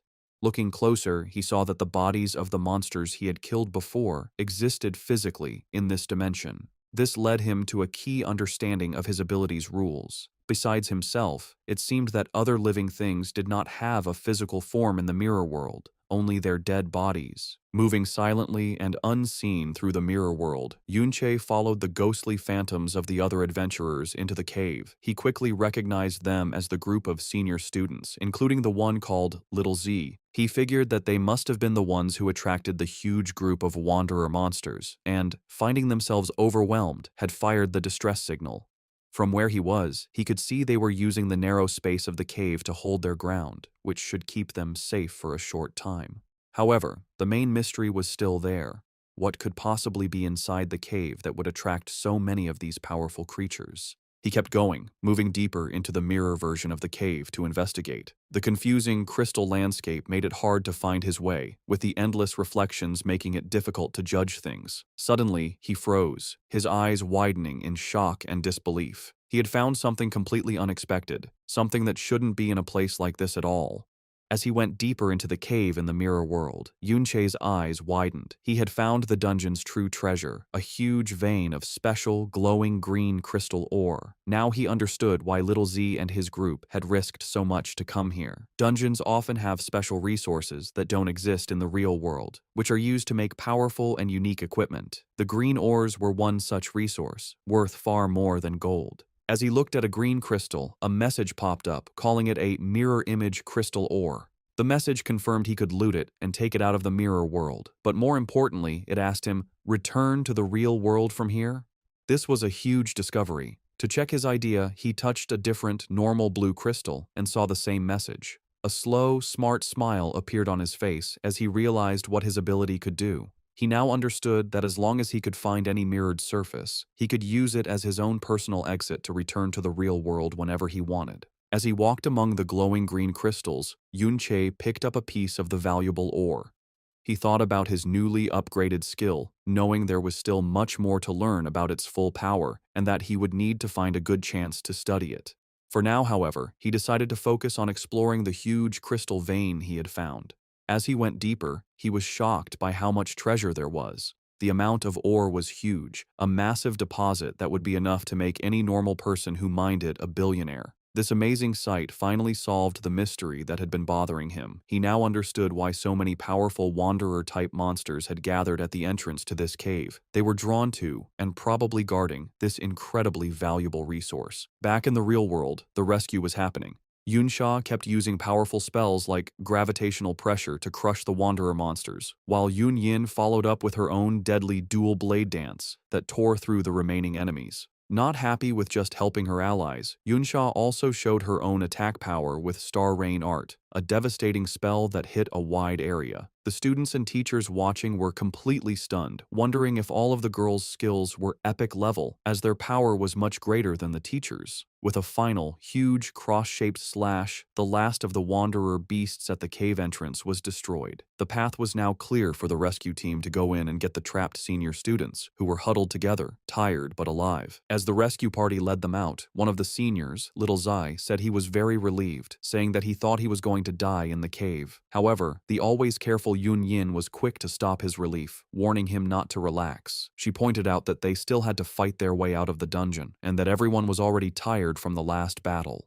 Yunsha agreed, but added with a confident smile that with their help, the escape should be much easier than their last struggle. As the rescued senior students were being led out of the cave, Yunsha's eyes suddenly widened, a look of surprise and worry on her face as she sensed something was wrong. Her bad feeling was right, as the students behind her let out terrified screams. The reason for their terror was a horrifying sight. The path ahead, which had been cleared just moments before, was once again full of an unbelievably large group of the elite wanderer-type monsters. It was as if every single wanderer in the whole dungeon had suddenly gathered in this one spot, completely blocking their path to safety. While the rescue team was being swamped by the sudden return of the wanderer group in the real world, Yun Che was continuing his solo exploration of the other mirror world. He moved through the confusing, maze-like paths of the crystal cave, his way lit by the strange green glow of the special ore veins. Suddenly, he stopped, his eyes widening in complete disbelief at what was in front of him. He had stumbled upon an amazing sight, a huge, tree-like crystal formation that reached the top of the cave, and at its very top, a brightly glowing, star-shaped crystal core pulsed with immense energy. He immediately knew what it was, the dungeon's legendary secret treasure. As he got closer to the core, he remembered the stories about such items. If the different crystal ores were the dungeon's special products, then this crystal core was the ultimate prize, the dungeon's one and only secret treasure. These treasures are the condensed form of all the special products in a dungeon, taking a very long and unknown amount of time to form. They are so rare that a normal person might never see one in their whole life. Most importantly, every secret treasure, without fail, has a unique and powerful special effect. As Yun Che reached out to touch the glowing object, he knew he had found the true heart of the Valiant Dungeon. With a happy smile, Yun Che reached out to the glowing green crystal core he had found. A system window appeared, naming the item as the Mirror Image Crystal Core. It was a unique quality secret treasure that, when used, would permanently give a plus 110 boost to stamina, a plus 0.5 increase to mana recovery speed, and a 20% reduction in damage from light and electric type attacks. The description also said that it was a copy of the true secret treasure. Yun Che was thrilled with the discovery. He understood that the increase in stamina would greatly boost his maximum health, while the faster mana recovery meant he could use his powerful Trick Blade skill more often, increasing his damage.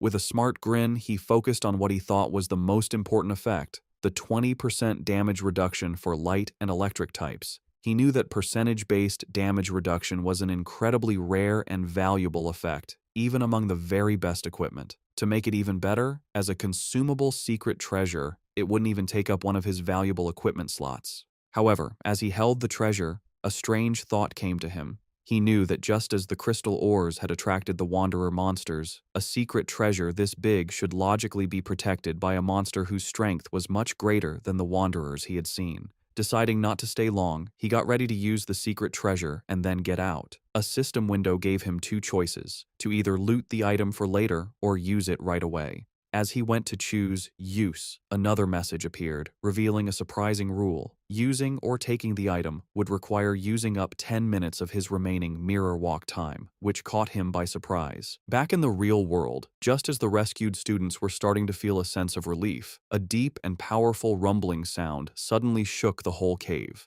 The teachers and students looked up in terror, and even the very powerful Yunsha and Yunyin were frozen with looks of shock and alarm. From behind the huge crystal formations, a new, huge threat appeared. It was a giant monster, a much larger and more threatening version of the wanderer beasts they had just fought, crackling with dark purple energy and making everything else in the cave look small. The group immediately understood the horrifying truth of their situation. They had stumbled upon the Lord of the Wanderer species, a powerful, hidden boss of the dungeon. The teachers and students knew how bad their situation was. They were facing a wandering lord, a rare hidden boss that was separate from the dungeon's main boss. A creature like this is much stronger than a normal boss, and this one, with its huge army of elite followers, was a threat they couldn't hope to fight against. Panic started to spread.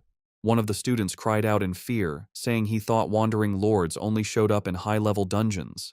The fear was spreading, and the others began to lose hope, believing they were all going to die. Just as they were about to fall apart, Yunsha's calm, strong voice cut through the chaos. She told everyone to calm down, reminding them that the most important thing was to work together to escape. Taking control, she pointed to a narrow canyon, saying it was their only way out of the basin they were trapped in. She explained a clear plan. As long as they could break through the line of monsters and get out of the basin, their faster speed would let them get away easily. With a final encouraging shout, she used her powerful starlight mystic art again, strengthening the whole group. She ordered everyone not to hold back and to push forward with all their power towards the canyon exit. Inspired by Yunsha's leadership, the teaching team leader, Lei Li, jumped into action. Saying they had to at least get the students out safely, he turned on his light refracting shield. He announced that the teachers would take turns leading the attack, with him going first, and he rushed into the group of monsters to make a path.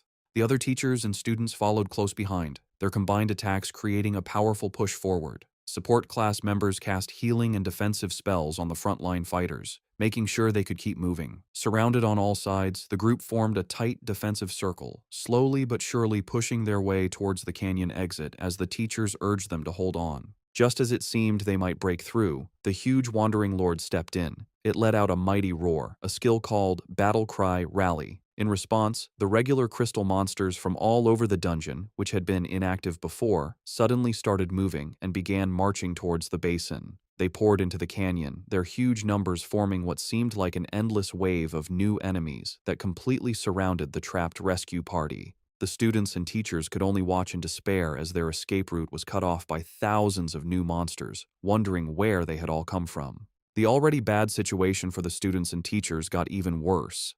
The huge wandering lord used a new ability called Crystal Aura. A massive red aura surrounded all the nearby monsters, strengthening them with a huge 20% increase to their health, attack power, and defense. The students on the front line were immediately beaten, crying out in shock at how much the monster's attack power had suddenly increased. The stronger group quickly got its first victim. A teacher was pierced by several energy beams, screaming that the damage was too high to be healed before he was completely beaten by the attacks and killed. A nearby student shouted in horror, announcing that a teacher was dead. As panic threatened to break them apart, Yunsha took control once more.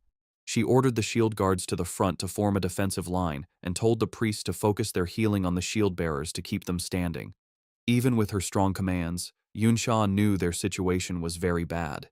She thought that everyone was already tired and they were now just barely holding on. Most terrifying of all, she realized that the Wandering Lord itself had not yet really started to fight, and they were already being pushed to their limit by its strengthened followers alone. Even with their best efforts, the combined forces of the students and teachers were no match for the strengthened, endless group of monsters. One of the teachers, his face serious, said that their efforts were useless and that they couldn't possibly break through at this rate. Seeing that a group defense was pointless, one of the more cowardly teachers decided to leave the group. He turned on a stealth skill, saying that it was every man for himself now. He tried to run, attempting to sneak past the monsters and escape on his own. The teacher, Lei Li, shouted after him, warning him that his stealth skill wouldn't last long enough for him to get away. His warning turned out to be tragically true. The running teacher was immediately spotted by a smaller, turtle-like crystal monster that came out of the ground, blocking his path.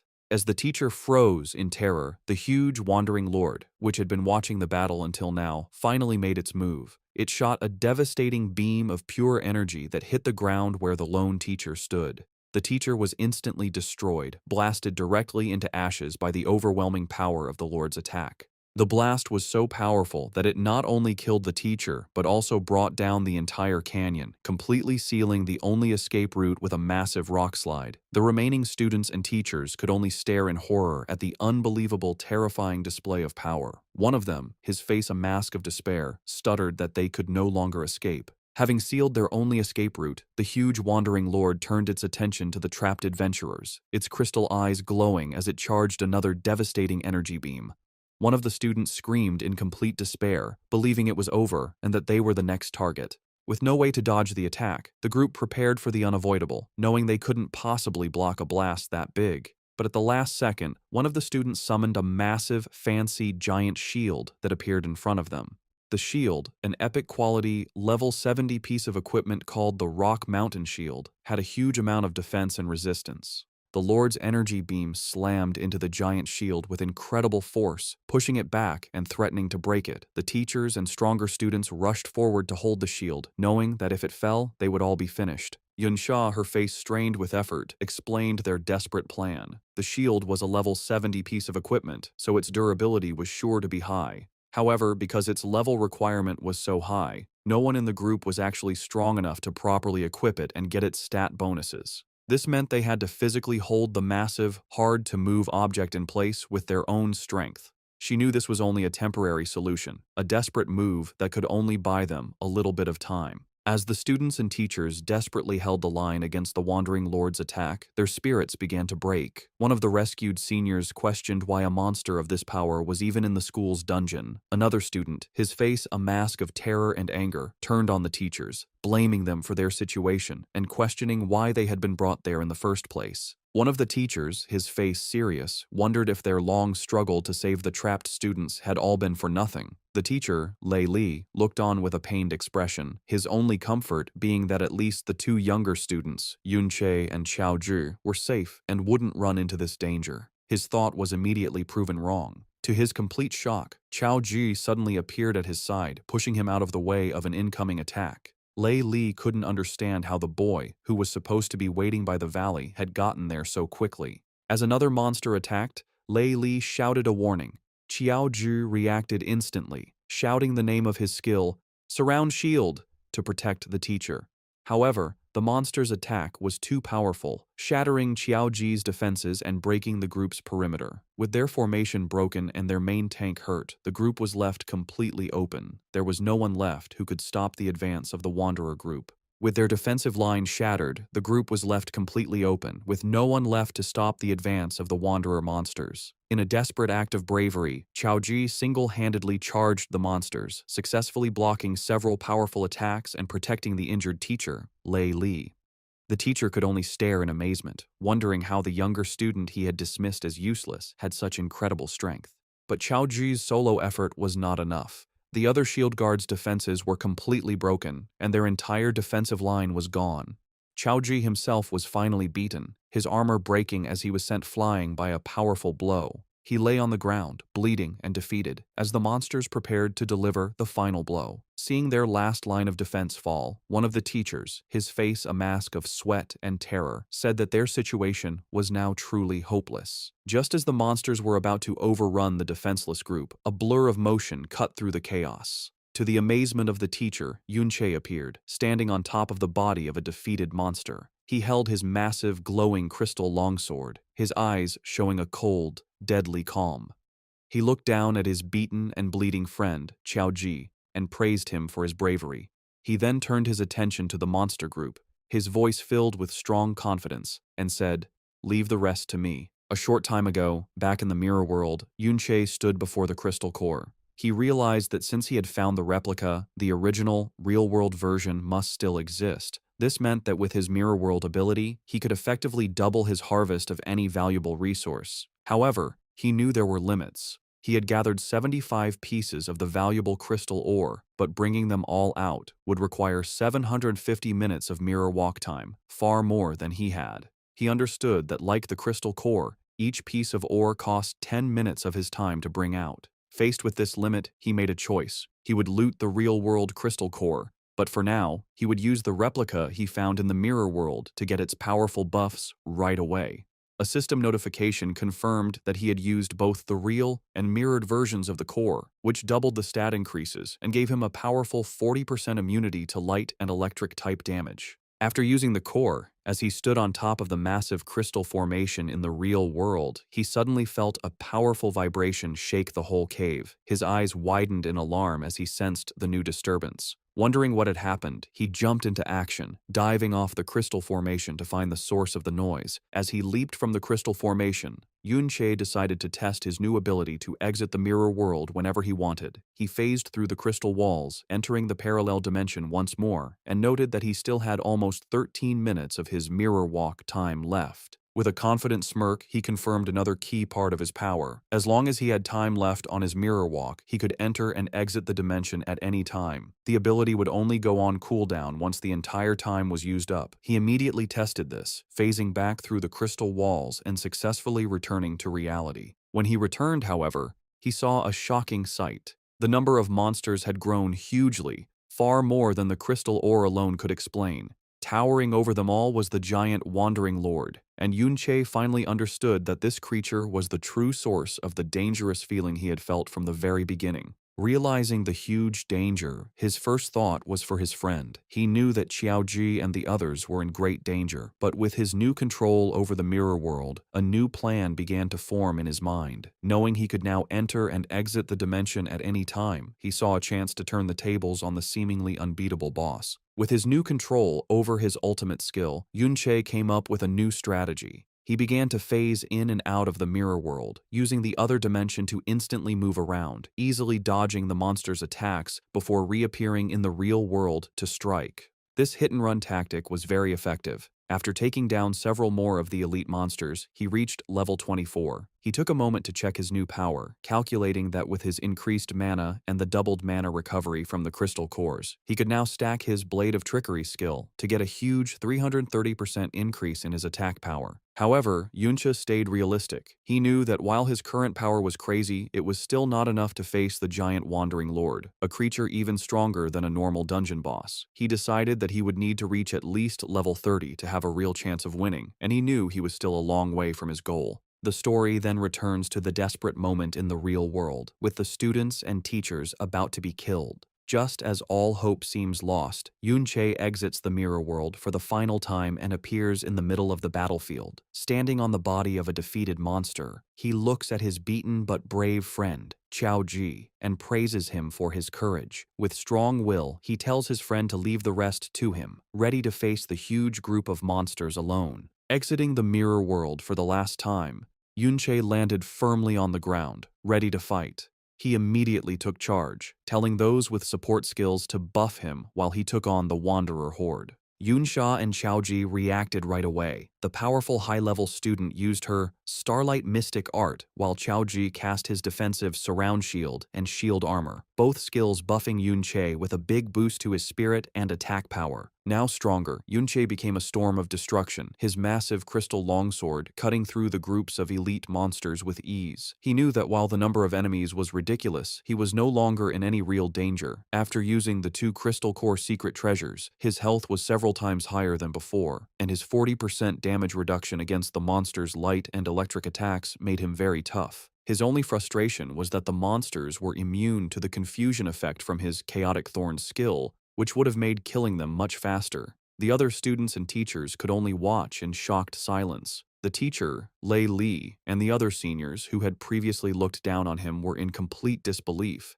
They checked his status bar and confirmed he was a support class chanter, but they couldn't understand how his attack power was so high, or what strange skill let him seem to teleport around the battlefield by phasing through the mirror world. Lei Li, his arm bleeding from an earlier injury, looked on with a mix of shock and awe. He couldn't believe that the younger student he had been so worried about was actually this strong. With his new power and toughness, Yunche became an unstoppable force, tearing through the endless group of elite wanderer monsters. The sheer number of high-quality enemies gave an incredible amount of experience, and he found himself leveling up at an amazingly fast rate. Yunsha, who had earlier identified him as the intruder at the Ding residence, could only watch in amazement. She had first thought he was just a bold thief, but now she had to admit that his strength was far beyond anything she could have imagined.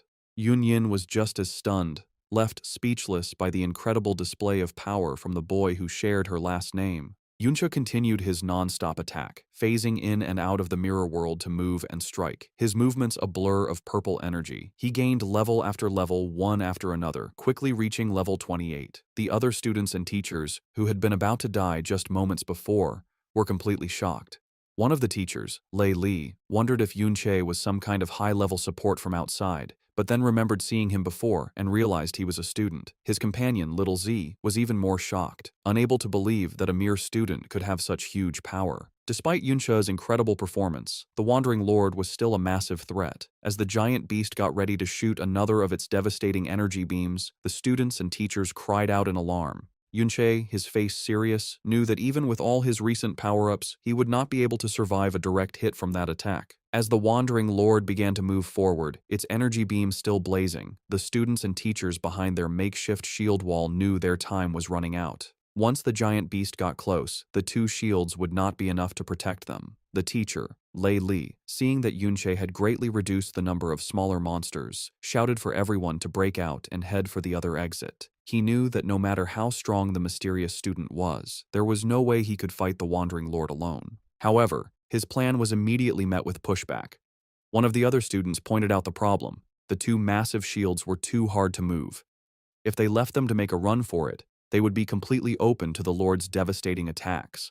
Another student added that the shields were too heavy to be carried and could only be moved by storing them in an inventory, which none of them could do. Just as their argument got heated, a calm voice cut through the chaos, telling them to leave it to him. It was Yunche. He laid out a new, selfless plan. He would attack the Wandering Lord to get its attention, giving the rest of them a chance to retreat. The teacher, Lei Li, was stunned by his sacrifice, asking what would happen to him if they all ran. Yunche explained his thinking. He knew from his past life that if a Wandering Lord isn't dealt with, it will eventually gather all the monsters in the dungeon and wander into the outside world, causing a major disaster. With a look of serious determination, he declared that he would stay behind and kill the beast himself.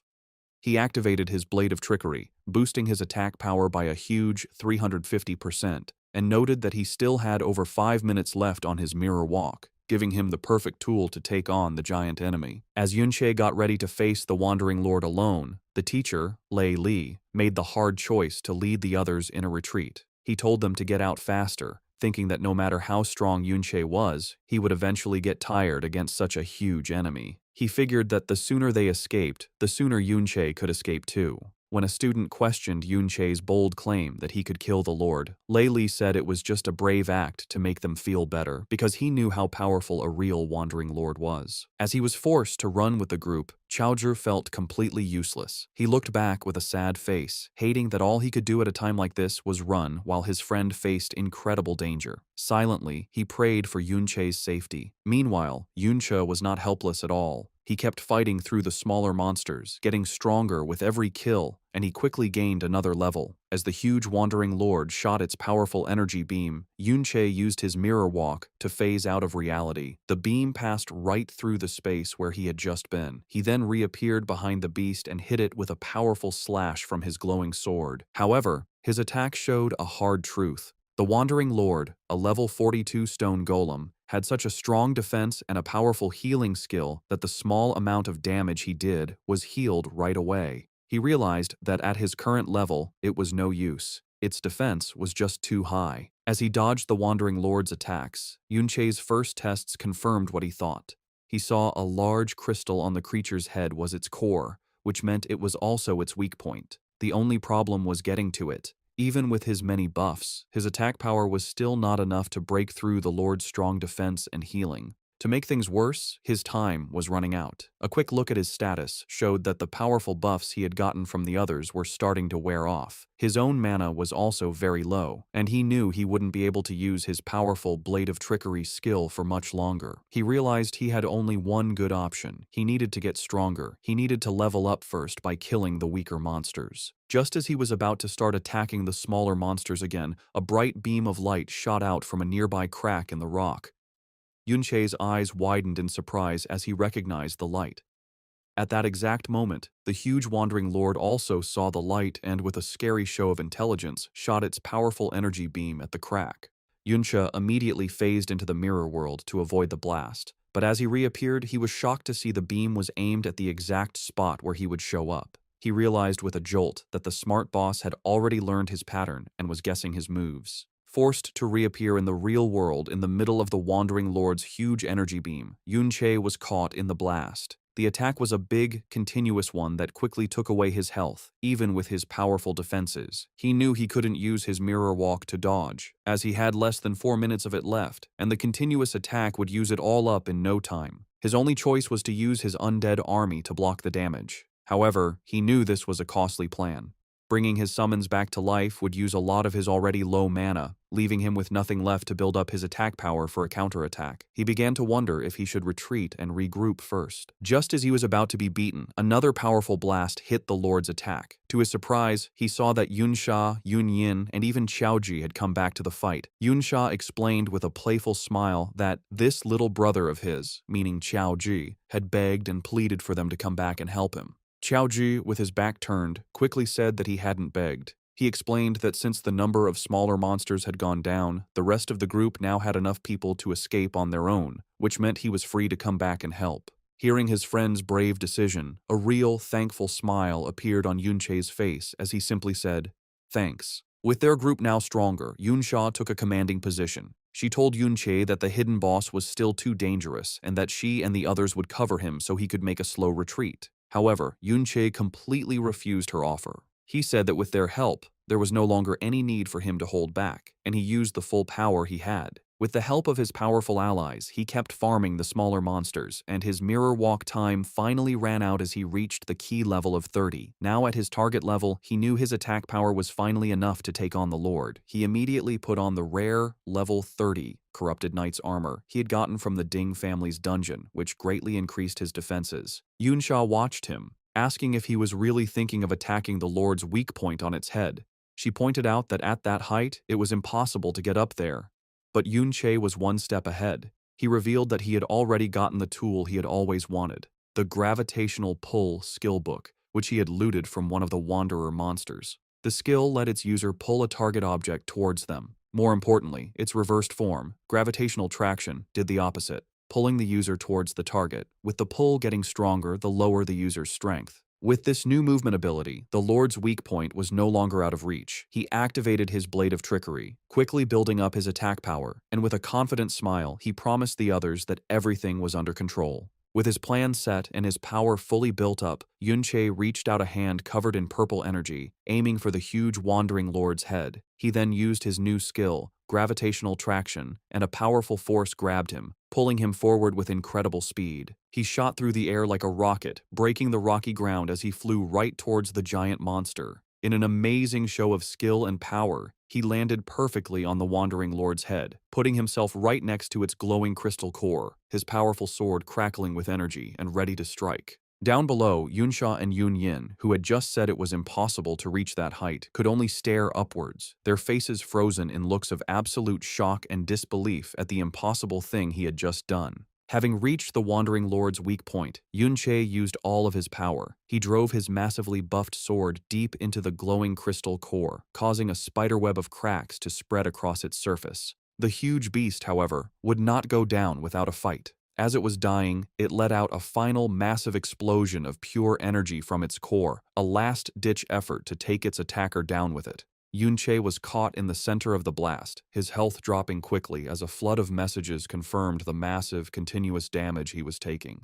But his new defenses and increased health held strong. He gritted his teeth and survived the attack, and when the light finally faded, he was left standing, beaten but alive, while the Wandering Lord's massive crystal body broke into a million pieces. A series of messages confirmed his incredible victory. He had defeated the Wandering Lord, earning a massive bonus of 5,000 experience points and the respected title of Wanderer Killer. More importantly, the hidden boss had dropped 2 legendary quality skill books, Golden Light Shield and Angel's Protection, rewards of immense power and value. With a final, powerful strike to the Wandering Lord's core, Yunche used all of his built-up power. The giant beast broke into a million pieces, and the explosion of energy and experience instantly gave him 3 more levels, bringing him to level 33. The students and teachers watching were left in stunned silence.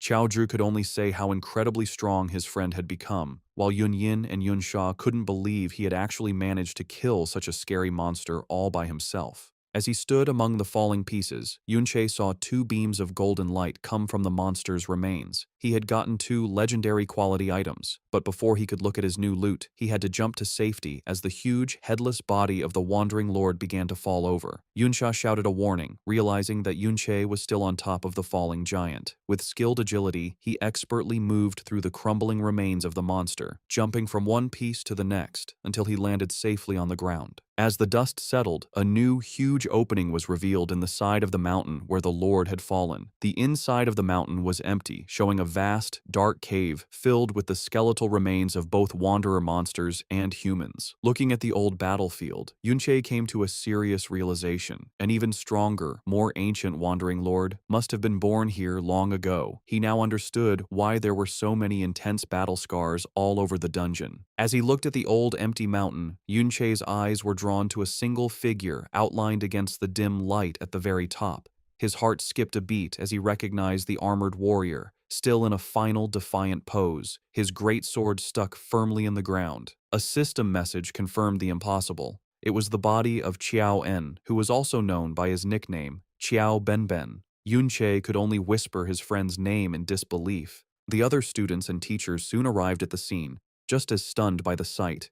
Yunsha, her voice full of awe, identified the figure as the famous traitor Qiao En. She admitted that while she had heard this was the place where he was killed by the hero Ding Kun, she had never expected the scene to be like this. The battlefield was a sign of a desperate last stand against countless monsters and people. She noted that the heroic, defiant figure before them was completely different from the statue in the Modern History Memorial Hall, which showed him being stepped on. This, she declared, did not look like someone who would be so easily beaten. Yunsha stayed silent, his face a mask of grief and sadness as he looked at the remains of his fallen friend. Qiaoji, his great-grandson, finally spoke. He told Yunche that while he probably wouldn't believe him, he now thought that his great-grandfather might not have been a bad person at all. As Qiaoji stood before his great-grandfather's remains, he began to explain the truth he had found. He told Yunche that he had spent his childhood looking through the historical records of his great-grandfather, but whenever he got to the parts about his experiences, the descriptions were always frustratingly unclear. Despite this, he had managed to find some key details. He had discovered that his great-grandfather had a habit of going into dungeons that were far below his actual level. This led him to the main question: why would an S-rank professional, someone over level 60, come to a low-level dungeon like this one?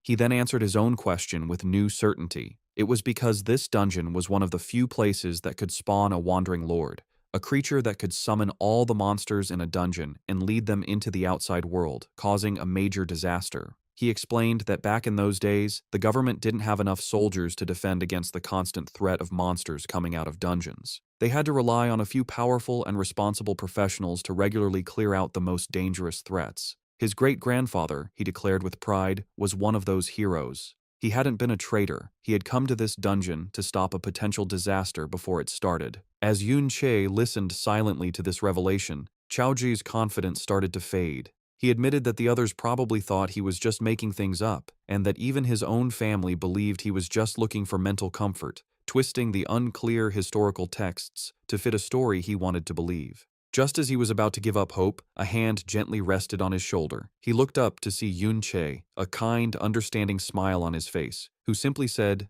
"I believe you."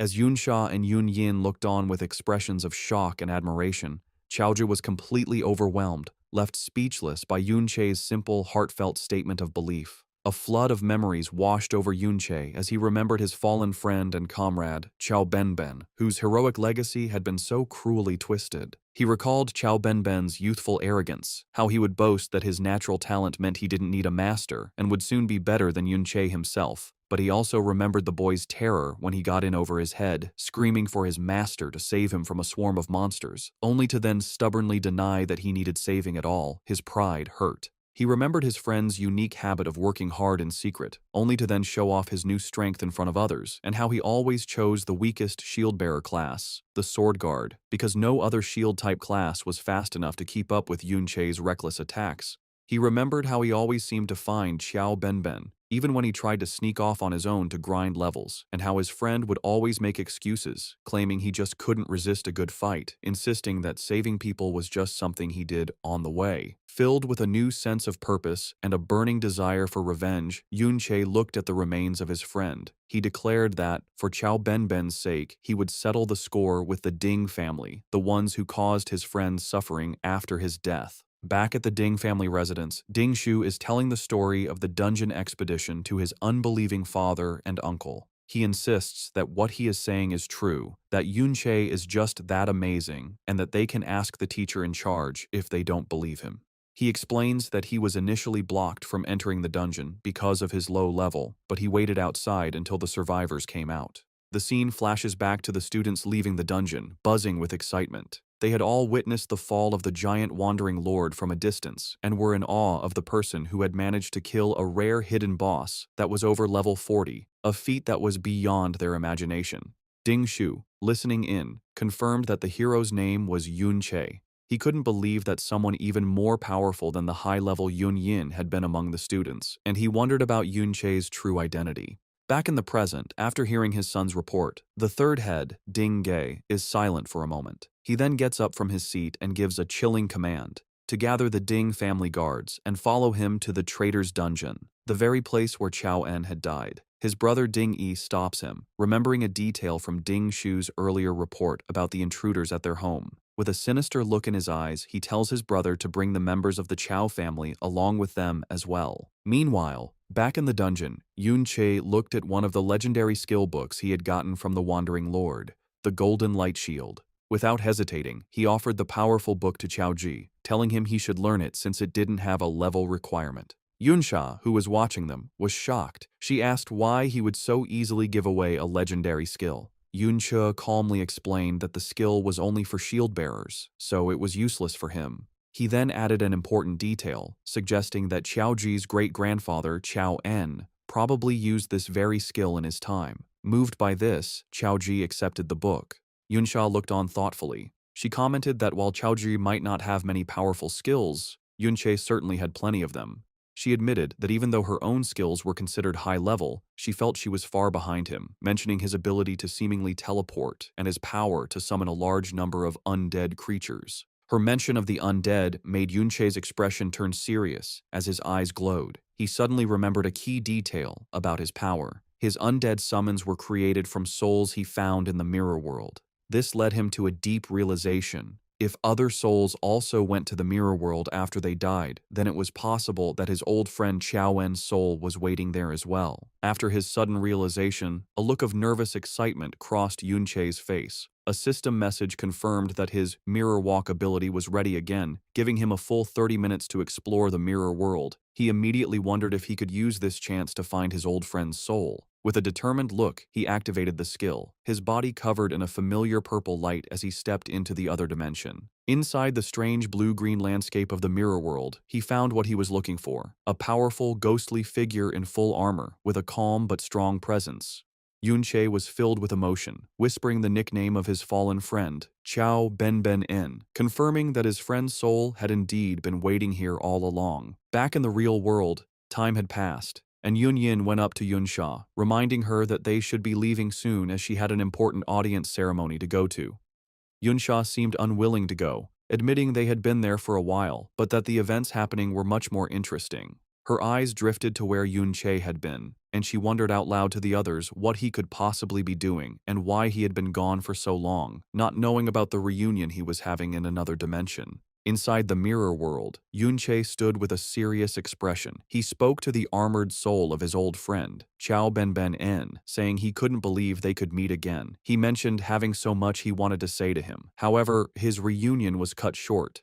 He noted with sadness that it was a shame his friend wouldn't be able to answer, as the calm spirit was suddenly taken over by a dark, evil energy, twisting its form into a monstrous, roaring, undead creature. Yuncho realized with a heavy heart that his friend had truly become an undead spirit, a being driven by instinct instead of memory. He admitted that he really didn't want to fight him, but he had no other choice. He launched himself into the air, dodging an attack and getting ready for a difficult battle. As their battle began, Yunche's eyes glowed with purple energy as he focused on his opponent. As they fought, something strange happened. Yunche found himself surrounded by floating crystal pieces, each one showing a different scene. He recognized them as moments from Ben's life and experiences. One piece in particular caught his attention, showing a clear memory of Ben's final battle against the man known as the hero, Ding Kun. As he watched the memory of the fight, Yunche noticed something odd about Ding Kun's posture and fighting style, finding it strangely familiar. Suddenly, the entire mirrored landscape around them shattered like glass.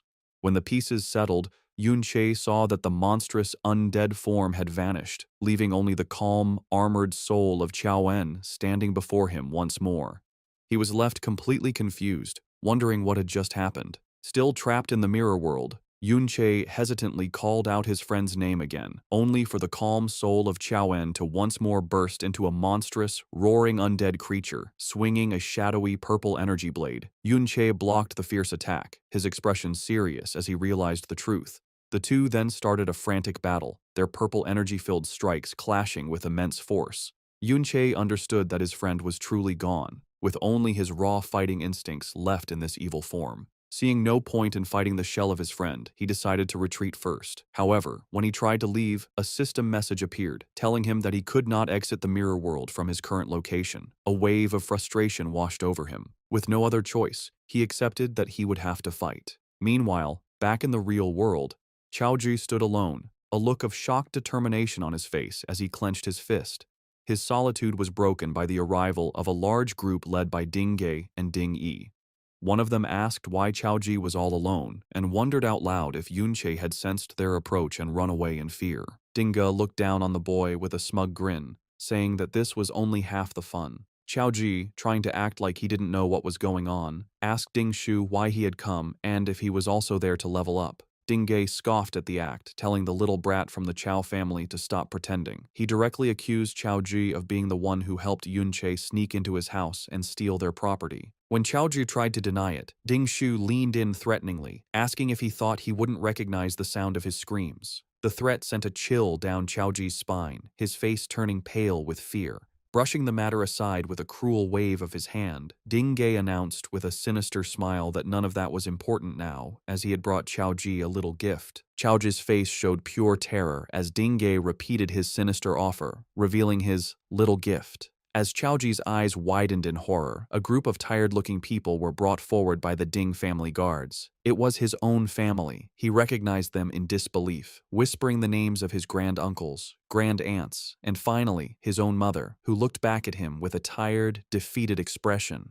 Before he could understand the situation, one of his elderly relatives, his second grand-uncle, exploded with rage. He screamed at Chaoji, telling him to kneel and apologize to the hero's family and to Ding Shu. Chaoji, looking down, started to say that he didn't want to live like this anymore, but his granduncle cut him off, angrily asking what he had taught him about how to act in front of the Ding family, screaming at him to kneel once more. This was the last straw for Chaoji. He snapped, his voice filled with years of held-back anger and shame as he shouted back, asking if the Chao family was meant to be the Ding family's dogs for generations. His defiance shocked his family members, who looked on in horror. However, another one of his relatives, Qiao Li, stepped forward and strongly agreed with the old man, shouting that for the descendants of a terrible traitor, being dogs was more than good enough. The pressure on Chaoji grew as another female relative tearfully asked if he was trying to get their whole family killed, begging him to think of his father. She reminded him of how hard his mother had worked to support the family ever since his father had gone mad, trying to make him feel guilty and give in. After a moment of silence, Chaoji's attitude changed completely. He turned and pointed with passion towards the skeletal remains of his ancestor on the mountain.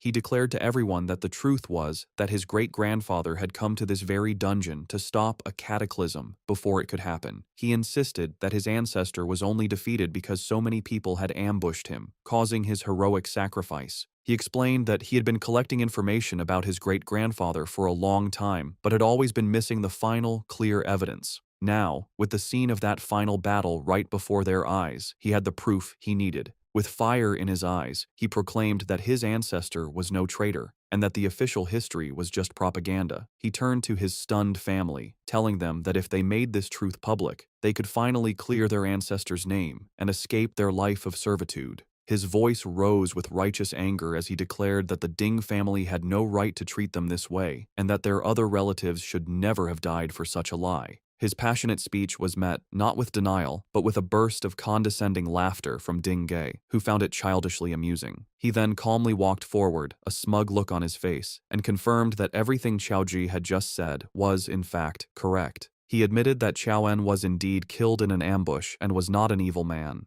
Then, with a chilling lack of regret, he revealed the final damning truth. His own grandfather, the hero Ding Kun, was the one who had planned that ambush to make his fortune.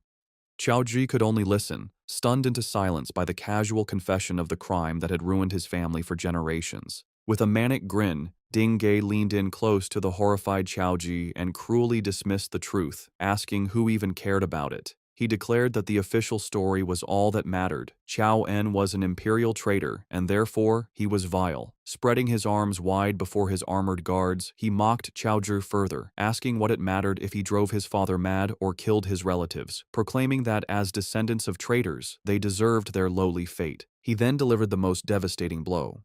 Pointing a finger at the terrified Qiao family, he revealed that they had known the truth all along. He asked Qiao Zhi how else he thought the relatives he'd mentioned had died, implying they were silenced for knowing too much. With the mental torment complete, Ding Yi adjusted his tie with a smug smile and gave a simple, chilling command for them to kneel. Immediately, and without a word of protest, the entire Qiao family, including the elderly, fell to their knees in submission. Qiao Ji's mother, now kneeling on the cold ground, pleaded with her son, whom she called Ah Ji. She begged him to admit he was wrong and stop resisting, telling him it was useless. With tears streaming down her face, she confessed her deepest fear. After his father went mad, she couldn't bear to lose her son as well. Hearing his mother's heartbreaking plea, Qiao Ji stood frozen, his body filled with despair and conflict. Just as his spirit was about to break, a new, gentle voice cut through the tension. A woman with long brown hair reached out a hand towards him, telling him not to listen to them. She looked at him with a kind smile and told him that he was the best.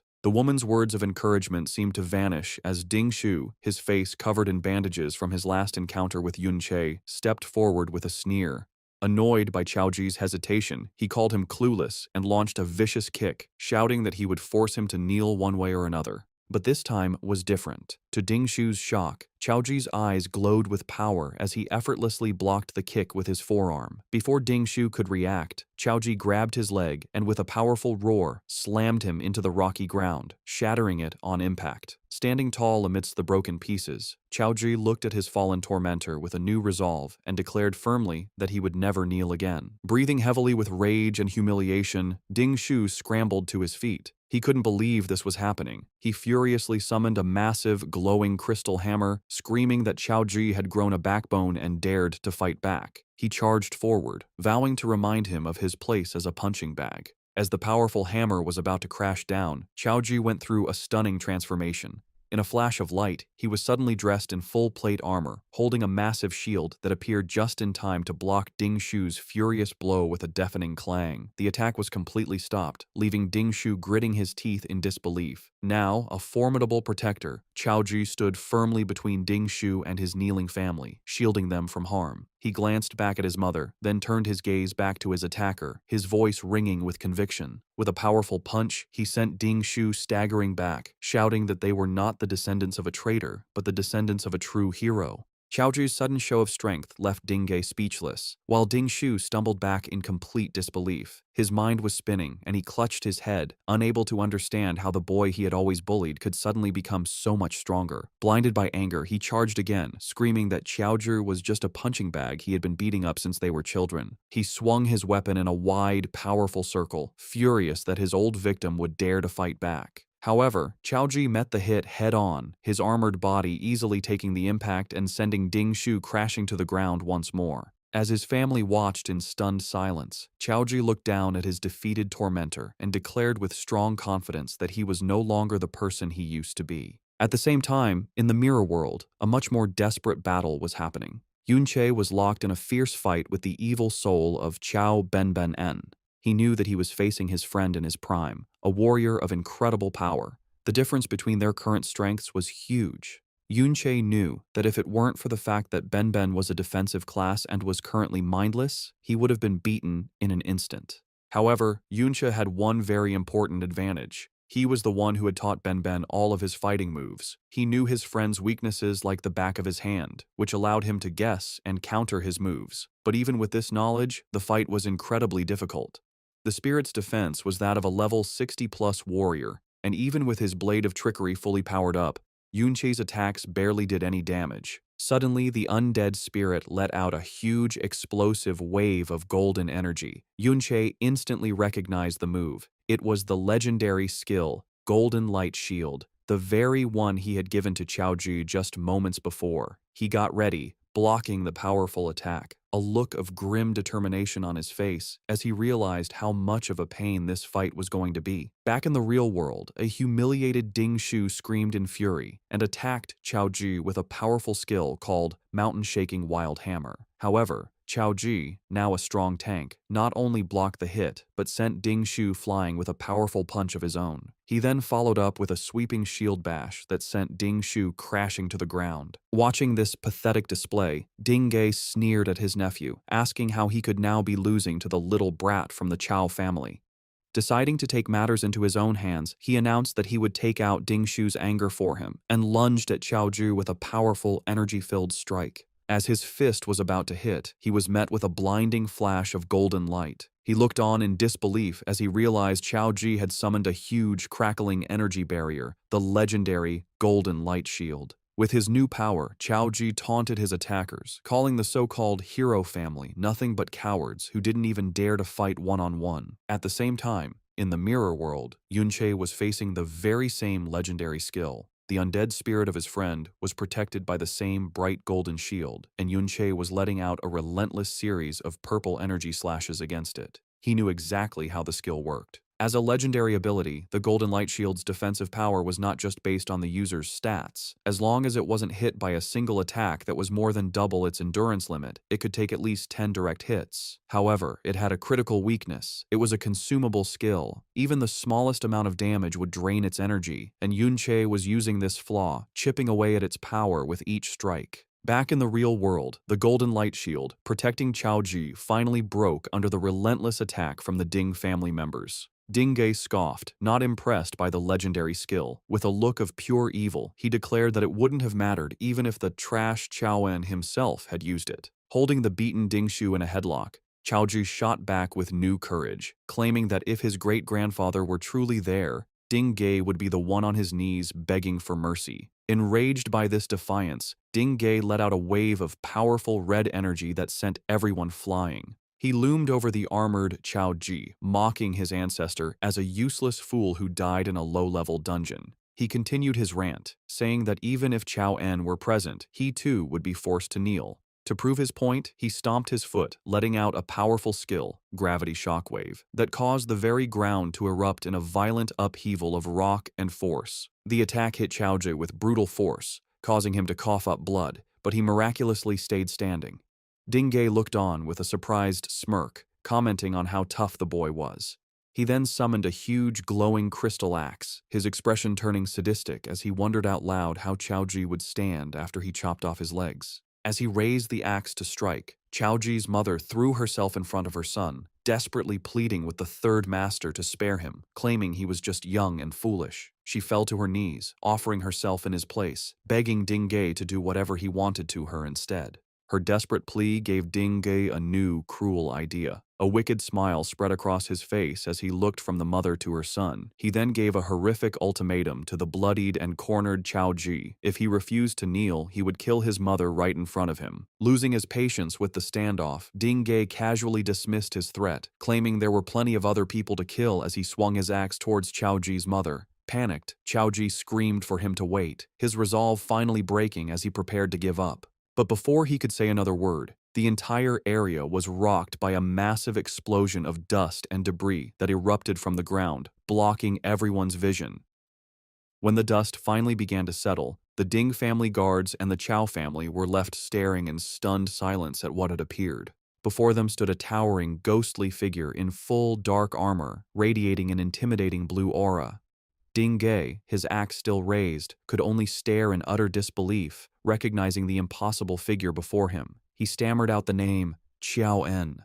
The revelation sent shockwaves through the crowd. Qiaoji's mother looked on, whispering, "Grandfather?" in a mix of awe and terror, while the Ding family guards erupted in panicked confusion, questioning how a dead person could possibly be resurrected. One of the Chow family elders, however, recognized the ghostly form for what it was, identifying it as an undead. At that moment, another figure emerged from the dust cloud, standing calmly beside the formidable undead warrior. It was Yun Che. He looked at the stunned crowd with a cold, accusing glare, reminding them of how they had all looked down on Xiao En just moments before. With a smirk of grim satisfaction, he declared that it was only natural for Qiao En to crawl back from the depths of hell to settle the score with them all. The tall, ghostly form of the undead Qiao En stood as a silent protector before the stunned crowd. After his initial shock, Dingay scoffed at what he thought was just a trick and angrily ordered his guards to attack. A squad of armored warriors rushed forward with their weapons raised.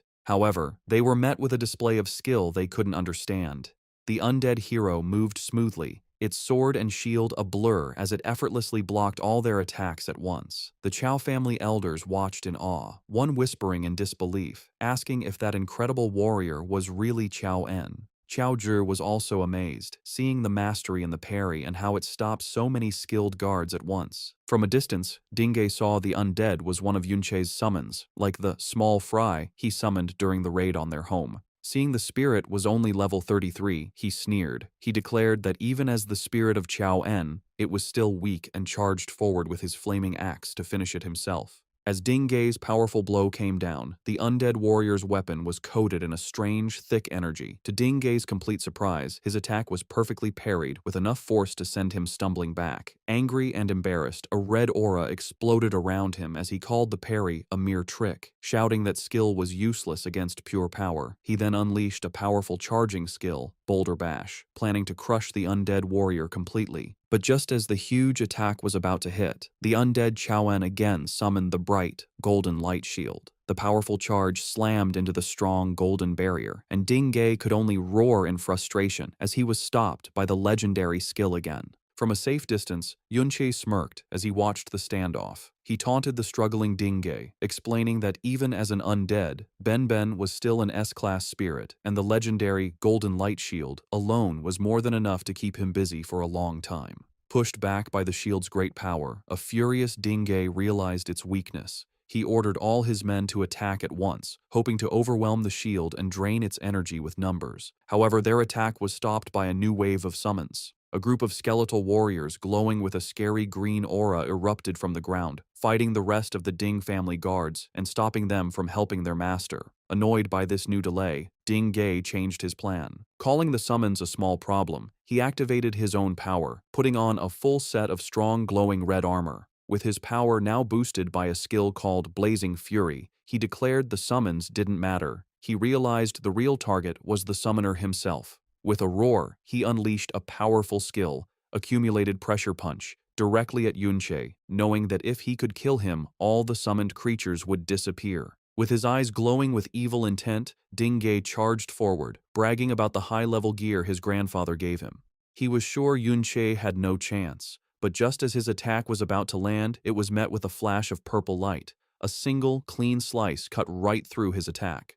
Dingo was shocked, Unable to understand how Yunche was unharmed, before he could figure out what happened, Yunche unleashed a rush of red energy slashes, a skill called Tearing Claw, that completely erased Dingay's attack. Dingay could only stare in disbelief as his powerful skill vanished. In that moment of confusion, Yunche appeared behind him in a flash and stabbed him with his sword. As Dingay stumbled from the surprise attack, Yunche saw his opening and called to his ghostly ally. The undead Xiao En responded right away, its sword crackling with bright blue energy. In a perfectly timed move, Yunche leaped high into the air, using the undead hero's outstretched sword as a launch pad to launch himself forward with great force. He shot towards the wounded Dingay and delivered a powerful spinning slash that sent the third master of the Ding family flying, bleeding and cursing in pure anger. With his eyes glowing with cold focus, Yunche continued his non-stop attack. He unleashed a powerful rush of purple energy slashes that completely overpowered Dingay. Yunche moved in with lightning speed, his blade cleanly cutting off Dingay's arm. Dinga screamed in pain, holding the bleeding stump and desperately calling for a priest to heal him. In his panic, Yunche appeared right behind him. Dingay reacted by instinct, slamming his fist into the ground to unleash a powerful gravity impact shockwave, trying to push his attacker away. However, Yunche just vanished and reappeared a short distance away, unharmed. With a superior smirk, he asked the terrified third master what was wrong, taunting him by asking if he was scared. Sweat appeared on Dingay's forehead as he frantically looked around, screaming again for a priest who wasn't there. He then saw why they were gone. His elite guards were being killed one by Yunche's army of ghostly skeletons, which now glowed with a scary green aura of new power. Yunche stood calmly among his ghostly army, a coldly confident look on his face. He mocked Dingay, asking if he really believed his undead were still as weak as they were during the raid on his home. A system window showed the source of their new strength. A reversed skill that gave all his summons a huge 30% boost to both attack and defense, and a damaging aura that always harmed nearby enemies. Yunche explained that with the power of this legendary level skill, his army was now too strong for the Ding family guards to handle, his face a look of pure terror. Dingay finally realized how hopeless his situation was. With his guards beaten and his own power useless, he made a desperate choice. Cursing quietly, he turned and ran. However, his escape was immediately cut short. The ground behind him burst open as the undead Xiao En stuck its huge sword into the ground, making the ground shake hard. From the broken ground, a prison of huge, ghostly swords rose up, completely surrounding the terrified Dingay and trapping him in a cage of blue energy he couldn't escape. Standing outside the barrier was Yunche, his hair now a bright white and his aura glowing with a huge, calm power. He named the technique for the trapped man. It was the Sword Shield Absolute Array, a special skill of the Sword Guard class. He then added a chilling final word, explaining that no one below S-class had ever escaped it, before taunting the trapped man to try his luck. In a final desperate act, Dingay raised his remaining gauntlet, which began to glow with a wild red energy. He screamed for Yunche to stay back, showing that he held a void bomb, a powerful S-class item from his grandfather. He threatened to set it off, bragging that the explosion would be more than enough to kill everyone there, given their current levels and health. Yunche, however, remained completely unmoved. His expression was calm, almost bored, as he looked at the desperate man. With a single, chilling word, he called Dingay's bluff, telling him to go ahead and set it off. The command caught Dingay completely by surprise. He hesitated, screaming that Yunche must want to die. He then tried to get his confidence back, claiming that with his own high health, he would survive the blast, even if everyone else died. But Yunche had one final, powerful counterbluff. He calmly stated that it didn't matter because even if the bomb managed to kill the undead Xiao En, he could simply bring him back to life again. As Dingay sweated in the trap he was in, Yunche appeared behind him like a ghost, his voice cutting through the quiet. He continued what he was saying, telling the trapped man that while he might survive the bomb, Yunche himself would be completely unharmed by the blast. Before Dingay could even react to the unbelievable claim, Yunche moved with amazing speed, his glowing blade flashing as it cleanly cut off the man's remaining arm, the one holding the powerful void bomb. The severed arm and its dangerous weapon fell uselessly to the ground with a heavy thud. With his enemy now completely unarmed and helpless, Yunche, still glowing with a huge calm power, gave a single, cold command for him to kneel. As if forced by an unseen power, the ground around Dingay's legs shattered and reformed, pinning him down and forcing his broken body to kneel. Watching this show of complete power, Xiaoji, despite the blood on his face, couldn't help but smile with pride and relief. Nearby, the sad form of Ding Shu was seen trapped in the ghostly sword cage, crying without stopping. Yunsha then walked up to the defeated third master, placing his foot firmly on his back. He looked down at the man who had caused so much pain, his glowing sword held ready. With a coldly calm look, he asked the broken man to tell him what worth he thought he had left. After the hard battle, Yunche looked at the items he got from Ding Ge. He saw he had a lot of different things, including hundreds of life potions. Looking at one of the potions, he noticed it gave 100 health points over 10 seconds. But he knew that even if Ding Ge had used these potions, the healing would have been too slow to save him from the damage. He was meant to die no matter what. His thought was proven right as he saw the new figure by his side, the undead spirit of Ding Ge, covered in a dark blue aura. Yunche remembered that after killing him, Ding Ge's soul had appeared in the mirror world. He took the chance and successfully made him one of his undead. A serious thought came to Yunche's mind. He could grow his army of high-level undead by killing strong human enemies. Nearby, Ding Shu's unconscious body lay on the ground, a quiet reminder of how brutal the fight was. Meanwhile, the members of the Chao family watched Yunche in amazement. The second granduncle couldn't believe that someone so young could be so powerful. He looked at Xiaozhi, who was comforting his mother, and realized that it was Yunche who had helped Aji, helping him to become stronger in his heart and mind. But fear soon took over. Xiao Li, with panic in his eyes, asked what they were going to do now. He was scared, sure that the Ding family would get terrible revenge for the third master's death. Another family member agreed, saying that no matter how strong the young man was, he would have no chance if the hero, Ding Kun, got involved. He thought that if the hero was able to kill their powerful ancestor decades ago, he would only be stronger now. Yunche heard their worries, and in his mind, he agreed with them. He knew that once the news of what happened got out, the time he had left to get stronger would be very short. With the powerful image of the hero in his mind, he knew he needed to level up quickly to have any chance of fighting an opponent like Ding Kun. Just then, a system message appeared before him, surprising him as he wondered if something had leveled up.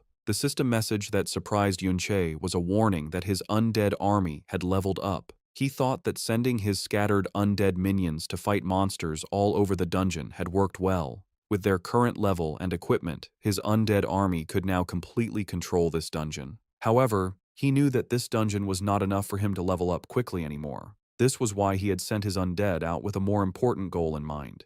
His main goal was for them to find the dungeon's real final boss, the Dungeon Lord. He knew that this creature, a level 41 monster named the Giant Eye Demon, was different from a hidden boss, like the Wandering Lord he had fought earlier.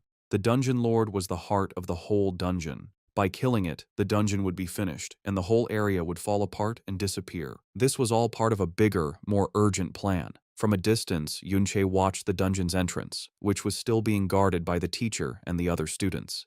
He knew that they must have seen Ding Ge bring the Chao family into the dungeon. If the Chao family were to leave on their own now, it would make people suspicious right away. So, his only real choice was to create a big distraction. By beating the Dungeon Lord and making the dungeon fall apart, the chaos that followed would be the perfect cover for the Chao family to escape without being questioned.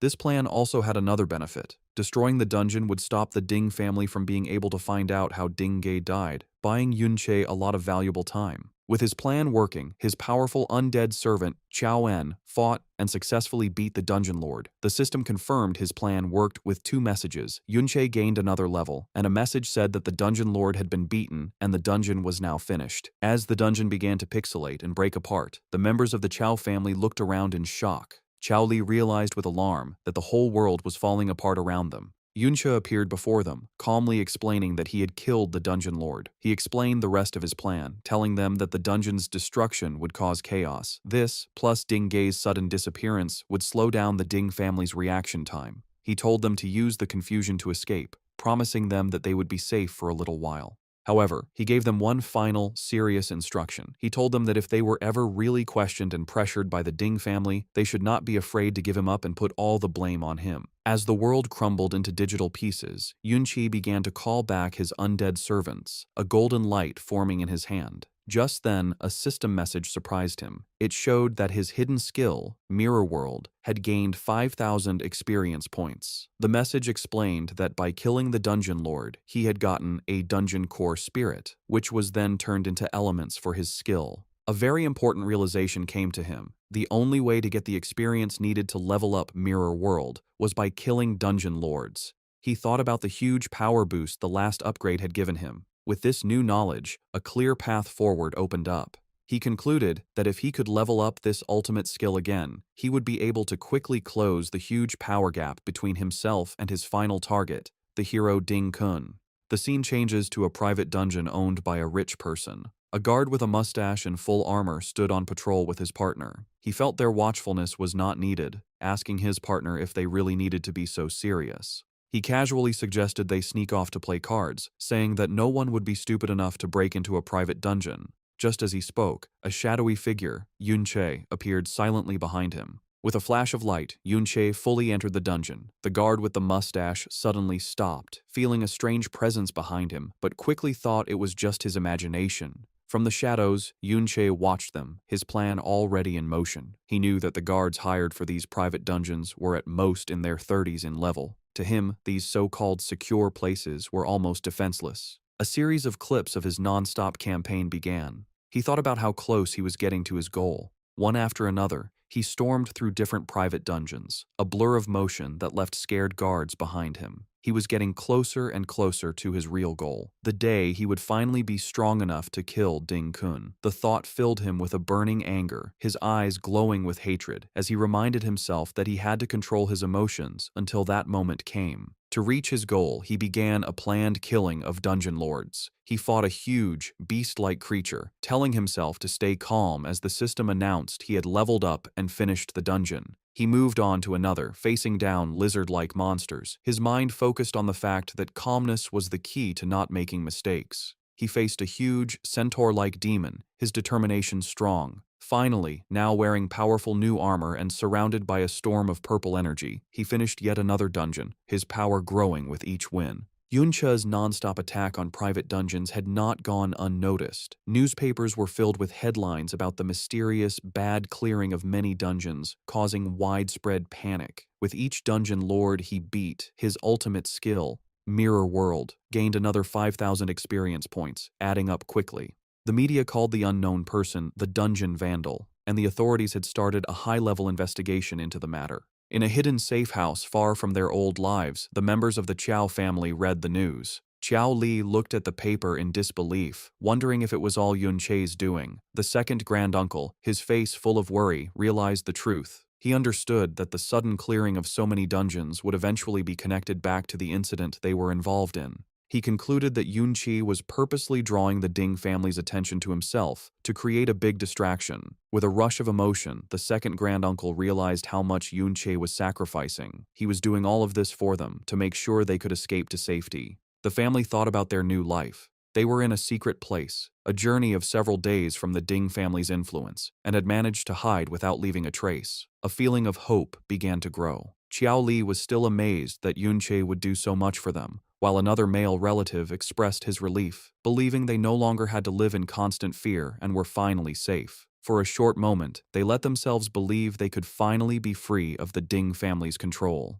Their hope was violently destroyed. A huge explosion shook their safe place, the ground shaking beneath them. As the dust and smoke cleared, a scary silhouette appeared in the rubble, his voice full of condescension as he asked if they really thought they could get away from them. The intruder stepped into the light, revealing himself to be Ding Hao, the level 42 second head of the Ding family. He sneered at the terrified family, questioning if they believed the Ding family would be stupid enough to chase after the criminal. He declared that even if they weren't directly connected to the vandal, the simple act of daring to escape the Ding family was a crime in itself, and he had come to deliver a greeting. His face twisted with anger, his eyes glowing red with evil intent. He mocked them, asking if they had really underestimated the power and reach of the hero's family. A huge armored boot slammed down near the scared family members. Ding Hao called them delusional traitors. He then gave his final, devastating news. They had already tracked down the so-called criminal. The scene cut to a huge, heavily guarded complex, the Hero's Dungeon,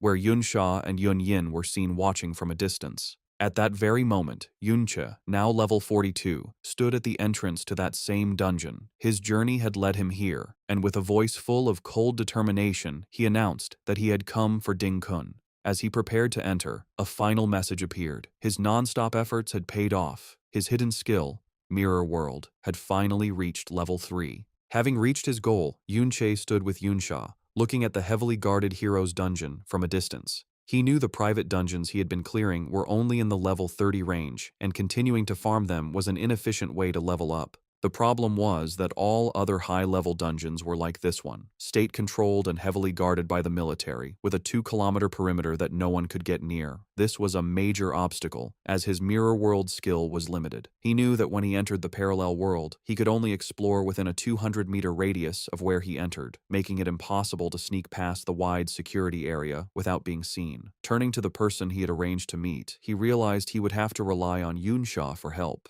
Yunsha, with a playful and knowing smirk, correctly guessed what he wanted. She asked if he had invited her all the way out here just to get her to take him inside the dungeon, before cheekily telling him it was impossible. She explained that no matter what he knew about her, even she couldn't simply walk in without a proper pass. At that moment, Yunche showed her 2 temporary access permits, the same ones he had stolen from the Ding family. He had come prepared. Seeing this, Yunsha took the passes. However, she pointed out a key detail. A temporary pass needed an official escort to avoid being investigated. Her expression then turned serious, her eyes glowing with intensity. She asked him for his real reason. Why did he need to get past the Ding family and enter this specific dungeon so secretly? Yunche began to explain, pointing to a distant mountain. He reminded her of what she saw in the traitor's dungeon, the heroic last stand of Chao En. He argued that since Chao En was clearly not the evil person propaganda said he was, it was very likely that the entire story of the rebellion was also suspicious and worth looking into. Yunsha was not convinced by Yunche's explanation. With a flat expression, she asked if he was treating her like a fool. She began to list the problems with his story, pointing out that it made no sense for him, a total stranger, to risk upsetting a powerful hero just for Chao Ji. More importantly, she reminded him that he had already broken into the Ding family's home before the events in the traitor's dungeon ever happened. She questioned him, asking if he was trying to say that he had somehow foreseen the truth about Chao En and had stolen the access passes ahead of time just for this. She then revealed another key piece of information she had. Not long ago, Dingay had entered that same traitor's dungeon specifically to cause trouble for both Yunche and Chao Ji. However, he had gone missing shortly after and had not been found since. Putting all the pieces together, Yunsha looked at him with sharp, analytical eyes. She concluded that his actions were clearly not those of someone just trying to confront a hero. Instead, it seemed he had a deep, personal hatred towards the hero himself. As she spoke, her gaze hardened. A slow, dangerous realization came to her as she connected the final dots. She noted his name, Yunche. Her eyes narrowed as she voiced her suspicion, asking if he was somehow related to the original traitor from the rebellion, who was also named Yunche. Yunche met her accusation with a playful, disarming smile. Instead of answering directly, he turned the question back on her, pointing out that her last name was also Yun. He asked if that meant she was also related to the famous traitor. The counter question clearly made her nervous. She stammered, insisting that she hadn't done all the suspicious things that he had. Then, in a moment of frustration, she revealed a secret. Her last name wasn't actually Yun. She confessed that she had only changed her name to avoid being bothered. Yunche immediately used her confession, playfully pointing out that if her name wasn't real, how could she be so certain that his was? His tone then shifted, becoming more challenging. He reminded her that her attitude wasn't like someone asking for a favor, and questioned if she wasn't afraid that he might just reveal her own secret. Regaining her composure, Yunsha held up the access pass with a cool, threatening smirk. She warned him that if she were to simply report him to the guards, he would be the one who was truly finished. The two stood in a tense, silent standoff, their secrets and threats hanging in the air between them. When Yunsha threatened to expose him, Yunche simply smiled and stated with confidence that he believed she wouldn't do it. This left her flustered and annoyed. He explained the reason for his trust, reminding her of her actions back in the dungeon. He believed that someone who would risk their own safety to protect fellow students would never side with people like the Ding family. To prove his point, he offered her the diary he had stolen from their home. He revealed that it contained evidence of the many evil deeds done by the descendants of the hero Ding Kun, who used their family's reputation to bully and harass innocent people. Yunsha took the diary but was unimpressed, asking if that was his only reason. She claimed that if he was counting on her sense of justice, he was wrong, as she didn't care about such things. With a superior smile, she mocked him for being so naive as to place his life in someone else's hands so easily. She then asked him a sharp, personal question. Had he ever experienced betrayal before? A shadow crossed Yunche's face as painful memories of his past life returned, and he quietly acknowledged her question about betrayal. Yunsha was surprised by his reaction. He went on to explain that whether he had been betrayed or not didn't matter. It wouldn't stop him from being able to trust people. He stated that his trust in her was deeper than that. He believed her basic nature was not evil. This unexpected sincerity left Yunsha visibly flustered, muttering that he didn't seem like a good person himself. Having made up her mind, she challenged him. She told him that if he truly trusted her so much, he should follow her. She dared him to see if she would change her mind and betray him along the way. As Yunche followed her without hesitation, a single bead of sweat trickled down her face. She was shocked inside, finding it hard to believe that after everything she had been through, someone could still see her and trust her as a good person. Upon entering the magnificent purple halls of the hero's dungeon, Yunsha and the cloaked Yunche were immediately met by a guard. The man recognized Yunsha instantly, giving a respectful salute. He welcomed Miss Yunsha, informing her that the hero had been expecting her for several days, and that she could go directly inside. However, the guard's friendly attitude quickly turned suspicious. He noted that Old Master Ding Dan had just entered moments before and questioned why she hadn't arrived with him. His gaze then fell on the cloaked figure with her, asking if he was her guard. He quickly tried to explain, stating that he wasn't doubting her, but Old Master Ding Dan had given specific instructions. He had warned them that a number of temporary passes had been stolen from the family, so they needed to be extremely careful with all visitors. Yunsha became annoyed, confronting the guard and asking if this was an interrogation. The flustered guard immediately denied it. He then revealed the main reason for the high security. They had received an official notice from the authorities.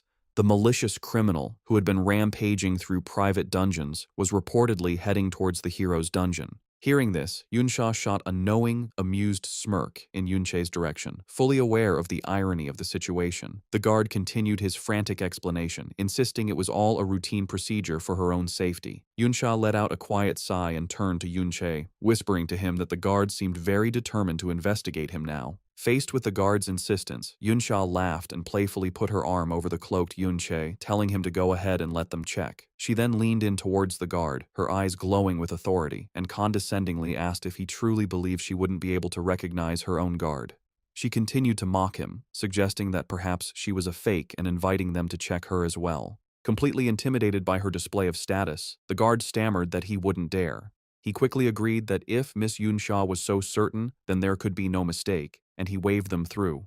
As they walked past the guards, Yunsha let out a quiet, satisfied sigh. While passing through the dungeon's portal, she thought to herself that Yunche's true identity must be even more important than she had first imagined. Once they were safely inside, she turned to him and stated that based on the trust he had placed in her, she had fulfilled her promise and brought him in. She added that she would not interfere with whatever he planned to do next.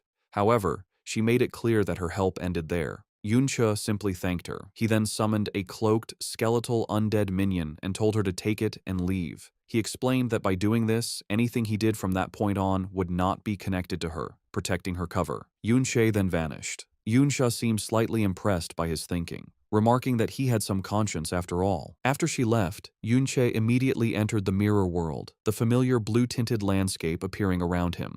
Now uncloaked, he looked at his system, a new, reversed skill displayed before him. With a look of grim satisfaction, he stated that he could finally put his new power to use, the power from his newly upgraded Level 3 Mirror World skill. Yunsha looked at the system window showing his hidden skills. His ultimate skill, Mirror World, had reached Level 3. He decided to test his new power, activating the Level 3 Mirror World. The system announced it was setting up a secret area. Inside this new dimension, Yunche found himself facing ghostly copies of powerful monsters, some as high as level 45. He realized the new function of his skill. The level 3 Mirror World could copy the monsters found in the real world's dungeon. This meant he could now fight and train against these powerful copies. Yunche summoned his own undead minions to fight with him. He realized that with this new ability, he could freely farm experience inside the mirror world, without any risk of being found in reality. After some training, he left the parallel dimension and returned to the real world. A lot of notifications appeared, showing that he was still gaining experience. He understood another key benefit of the upgrade. His undead army could stay inside the mirror world to continuously kill monsters and gain experience for him, even while he was back in the real world. With his undead army now leveling up for him automatically, Yunche turned his attention to his surroundings. Alongside the spirit of Chaoen, he stood on a cliff, looking over a vast, grand castle city built within the dungeon itself. He was surprised to find such a city in a secret area and decided it was the perfect time to investigate. As they walked through the woods, Yunche remembered the information he got from the Ding family's diary. He figured this city must be where his target, Ding Kun, lived. He thought about how little he really knew about the so-called hero. He thought that all he knew was that Ding Kun reached S-class many decades ago and hadn't shown his true strength in public since. Even a high-ranking family member like Ding Ge did not know the hero's full power. Yunche knew that having more detailed information would give him a much greater chance of success in his quest for revenge. He found it strange, remembering that in his past life he knew of every person who had reached S-class rank. Yet Ding Kun seemed to have appeared out of nowhere. Hoping for a clue, he turned to the undead spirit of his old friend. He called him by his nickname, Ben, and asked if he knew who Ding Kun was. However, the spirit of Chaoen could only tilt its head in confusion, unable to answer. Yunche expressed his disappointment, wondering if his attempt to talk with his undead friend was still useless. He thought that when his SSS rank skill, Mirror World, reached level 3, the intelligence of all his undead minions was greatly improved. The improvement was most obvious in the spirit of Chao Ben. However, he concluded with frustration that his friend's soul had still not recovered enough to be able to talk properly. Looking out over the huge castle city within the dungeon, Yunche held onto a small piece of hope. He thought that perhaps if he continued to level up Mirror World, Ben might eventually get more of his consciousness back. Meanwhile, inside a grand hall in the castle, Ding Dan walked down a large staircase, reporting to his father. He was worried about his favorite Ding Ge, whom he called third brother, saying that he was still missing and they didn't know where he was. He was speaking to a powerful figure sitting on a throne, a man in intimidating full-plate armor who was Ding Kun, the famous hero of the Empire. Ding Dan continued his report, expressing his anger that the criminal they were hunting had dared to come so close to their stronghold, the hero's dungeon. Ding Kun rose from his throne as Ding Dan continued his plea. He reasoned that for someone to have quietly captured the powerful Ding Ge, that person must have also reached the S-class level. For security reasons, he begged his father, Ding Kun, to personally step in and handle the threat. Instead of agreeing, Ding Kun's response was quick and horribly violent. In a blur, his hand, now a shadowy claw with a glowing red eye, pierced straight through his own son's chest. As the life faded from Ding Dan, the menacing, shadowy form of Ding Kun held his son's body. He scoffed at him, condescendingly asking how a man so incompetent he couldn't even keep track of his own child could dare to try and tell him what to do. Ding Dan gasped in disbelief, blood dripping from his lips. The armored figure of Ding Kun looked down on him with complete disgust, remarking on how pathetic it was that Ding Dan only just met the requirements for S-class at his age, yet still couldn't survive a single hit from him. He continued his cold speech, revealing that the only reason he even bothered to keep such a waste like Ding Dan around was just to look after his grandson, Ding Ge. He scolded the dying man more, saying that not only had he failed in that simple task by losing Ding Ge, but now he expected Ding Kun to clean up his mess. A look of pure terror filled Ding Dan's blood-soaked face as he realized the horrifying truth about his father. Ding Kun revealed a chilling secret, explaining that without Ding Ge, he had lost a blood relative. This loss, he declared, would cost him many years of his own life. The scene shifts to the chaotic city streets outside the castle, where a cruel young man with slicked back blonde hair named Ding Yan, another descendant of the hero, laughed wildly while sitting on a large, beaten man who was his living throne. He cruelly encouraged the starving citizens below to fight over scraps of food, a scene made worse by vicious wolves attacking them as they scrambled. A small child cried in terror as a wolf got closer, and Ding Yan's voice could be heard taunting them all, warning that the food would be all gone if they didn't eat it first. A tall, hooded figure, a level 60 enforcer named Nancy, appeared behind Ding Yan and called him Young Master. Nancy pointed out that Ding Yan's pet, the man he was sitting on, hadn't eaten meat in several days, and he made a dark suggestion. From a distance, Yunche and the spirit of Chaoen watched the horrible scene. Yunche grimly thought that compared to the pure evil seen here, the actions of the other branch of the Ding family he dealt with seemed almost mild. As Yun-che watched the cruelty on the streets below, a purple aura of anger began to form around him. He wondered if he should step in and show himself. However, his attention was suddenly caught by something else. Beside him, the undead spirit of Qiao Benben-en burst out in a wave of blue and black energy, letting out a furious roar in reaction to the injustice he was seeing. Yuncha looked at his friend's spirit with a sad expression, calling him by his nickname. He thought that even in his current mindless state, his friend's natural desire to help those in need was as strong as ever. This triggered a memory, flashing back to their shared past. Yunche remembered that among all the children in the poor slums where they grew up, Benben and another boy named Lan Qian were always the kindest and strongest. He remembered finding them standing up to a mean slave driver, and it was this courage that led him to take them both in as his students to train them. His hope was that they would grow strong enough to help others in the future. The memory faded, and back in the present, Yun-che was filled with a deep sense of guilt. He blamed himself, thinking that it was his fault that his friend was turned into this undead form. Just then, the spirit of Qiaoen turned to him and managed to say a broken, questioning name. Lan Qian? Yun-che was completely stunned by this sign of returning consciousness. He grabbed his friend's spirit, desperately asking if his mind had returned and if he could talk. But the spirit only managed to say another broken word.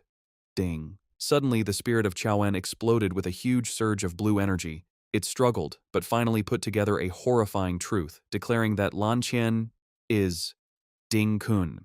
The truth hit Yun-che with the force of a physical blow, his eyes widening in absolute shock and understanding. The scene cuts back to the throne room, where the armored figure of Ding Kun stood over the body of his son, Ding Dan. After wiping the blood from his gauntlet, he spoke the name Yun-che.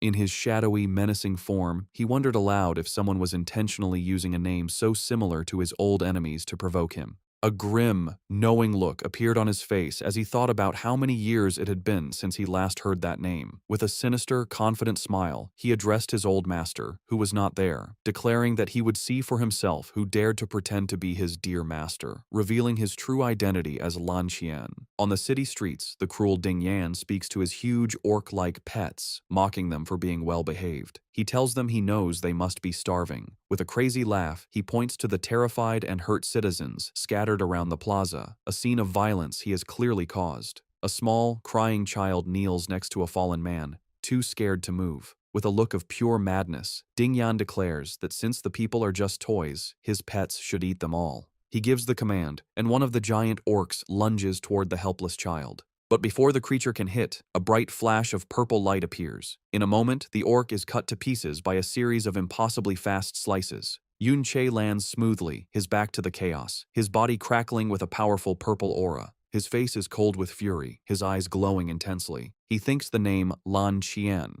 in total disbelief. He cannot understand how his former student can be the same person as Ding Kun, the monster who causes this horrible scene. His arrival does not go unnoticed. The enforcer, Nan-si, steps forward, demanding to know who he is, while Ding Yan looks on in shock. Nan-si laughs, calling Yun-che a fool for daring to enter the hero's territory to die. But Yun-che is lost in his own angry thoughts, his eyes burning with purple fire. He silently screams, wondering how the Lan Qian he knew could possibly raise such a disgusting person like Ding Yan. This brought back another memory, a flashback to a simpler time. A younger Yun-che stood before his two young students, Lan Qian and Qiao Benben-en. He explained to them that because of the great power of class users, the old era of knights was over. However, he told them that as a knight's son himself, there were still values he wanted to teach them. He promised them that with his help, their strength would grow far beyond that of normal class users. As he spoke, the young Lan Qian looked up at him with bright, admiring eyes, clearly inspired by his master's words. The story flashes back again to a younger Yun-che teaching his two students, the bright-eyed Lan Qian and Qiao Benben-en. He explains that if they want to keep learning from him, they must remember a few key things. The first, he says, is humility. The lesson is shown next to a memory of the two boys harvesting a field, with Lan Qian playfully bragging that he was faster than Benben. Yunche reminds them to remember that they are no different from others and must treat everyone with kindness and respect. This is followed by a scene where the boys are being paid by an old man for their work. Ben complains that the pay is too low, accusing the man of cheating them. The calmer Lan Qian quickly tries to stop him, telling him not to make their master angry, but Yunche silences Ben with a sharp command. After the lesson in humility, the younger Yunche gives his students a book, explaining it is an extra reward. He tells them to remember this feeling of being rewarded for their work and to never let themselves become arrogant. The scene changes back to the present-day battle. Yunche attacks with a furious storm of purple energy slashes. The attack is so strong that it completely breaks Nancy's arcane shield skill, leaving the enforcer wounded and in total shock at his opponent's attack power. Yunche looks on with cold focus. Nancy is enraged, shouting that his equipment was legendary grade level 30 gear and that his protective necklace was also destroyed. Behind him, Ding Yan, filled with anger, points at Yunche, calling him a filthy commoner and promising to show him the true power of someone from a higher class. Unfazed, Yunche charges forward to meet the challenge. This brings back another flashback to his second principle: compassion. The memory shows him and the two boys in a ruined city, giving food and help to a starving, helpless man. Yunche explains that they must be kind to the weak and always use a good heart to fight against violence. This is followed by a scene of the two boys bravely fighting off a large man, defending the weak. The final memory focuses on Lan Qian. Yunche stands behind him as they look down at a captured criminal. He tells Lan Qian that since he himself was rescued from the same slaver group, he should understand the helplessness of the weak and should make a fair judgment. As Yunche charges, he swings his glowing purple sword in a wide, powerful slice aimed at Ding Yan and his enforcer. However, the attack passes through them as if they were ghosts. They turn into black smoke, and the real Ding Yan and Nancy reappear a short distance away, surrounded by the terrified citizens. Ding Yan mockingly comments on how pleased Yunche must be to have slashed one of their illusions. The plaza then fills with dozens of identical copies of Ding Yan and Nancy, surrounding Yunche. The real Ding Yan leans on his enforcer's shoulder and cruelly offers to let Yunche slash more of them if he enjoys it so much. Yunche remains completely calm. Ding Yan continues his taunts, noting Yunche's always angry expression. He cruelly guesses if the anger is for the helpless citizens, and then wonders with sick joy if a family member is among them. He gives a twisted challenge, telling Yunche to try and slash them again. He wonders what Yunche's expression will be when he finds out that in his rage to cut down the illusions, he had actually killed the innocent people instead. As this cruel mind game plays out, Yunche begins to power up his blade of trickery, his sword crackling with purple energy as his attack power increases. A split-screen view shows Yunche's advantage. Through his mirror world skill, he can see both the real world and the parallel one at the same time. He sees the real, terrified citizens and the true location of his enemies, separate from the many fakes in the plaza. With his improved senses, Yunche ignores the bait. He rushes forward, his eyes glowing with purple light. His glowing sword swings in a wide, powerful arc that goes past the fakes and hits the real Ding Yan and Nancy. They are left completely stunned, unable to understand how he saw through their illusion.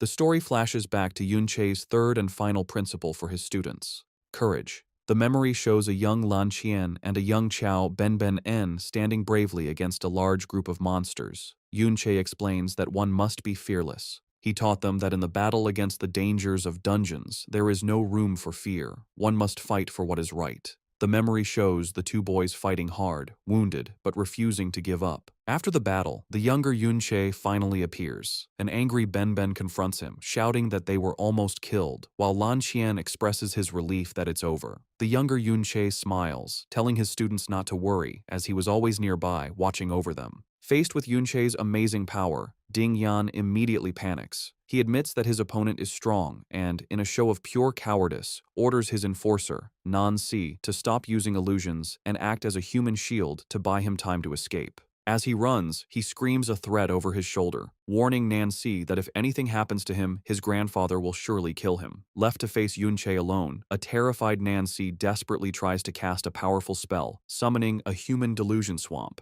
He complains that as a caster, he is at a big disadvantage without his illusion magic. Just as he is about to cast, Yunche vanishes from sight. Nancy looks around in a panic, wondering where he went, but it's too late. Yunche instantly reappears directly behind him and, with a single clean swing of his sword, cuts him down. The defeated enforcer desperately begs for his life, claiming he isn't a member of the Ding family and is just a hired mercenary. He pleads with Yunche to go after the escaping Ding Yan instead. Yunche ignores his pleas and delivers the final blow without a word. Meanwhile, Ding Yan's escape is stopped by the ghostly large figure of the undead Qiao En, who blocks his path. Terrified, Ding Yan immediately tries to use his family name as a shield, asking what this thing is and reminding it that he is the grandson of a hero. He threatens the spirit, promising to make its entire family suffer a terrible death if it dares to touch him. Before the spirit can act, Yunche appears, summoning a huge, shadowy creature that stands over the terrified Ding Yan. As Ding Yan screams in terror, a system window appears before him, showing a list of all his equipped items, his robe, skill books, potions, and belt, being forcefully taken from his inventory. He can only watch in horror,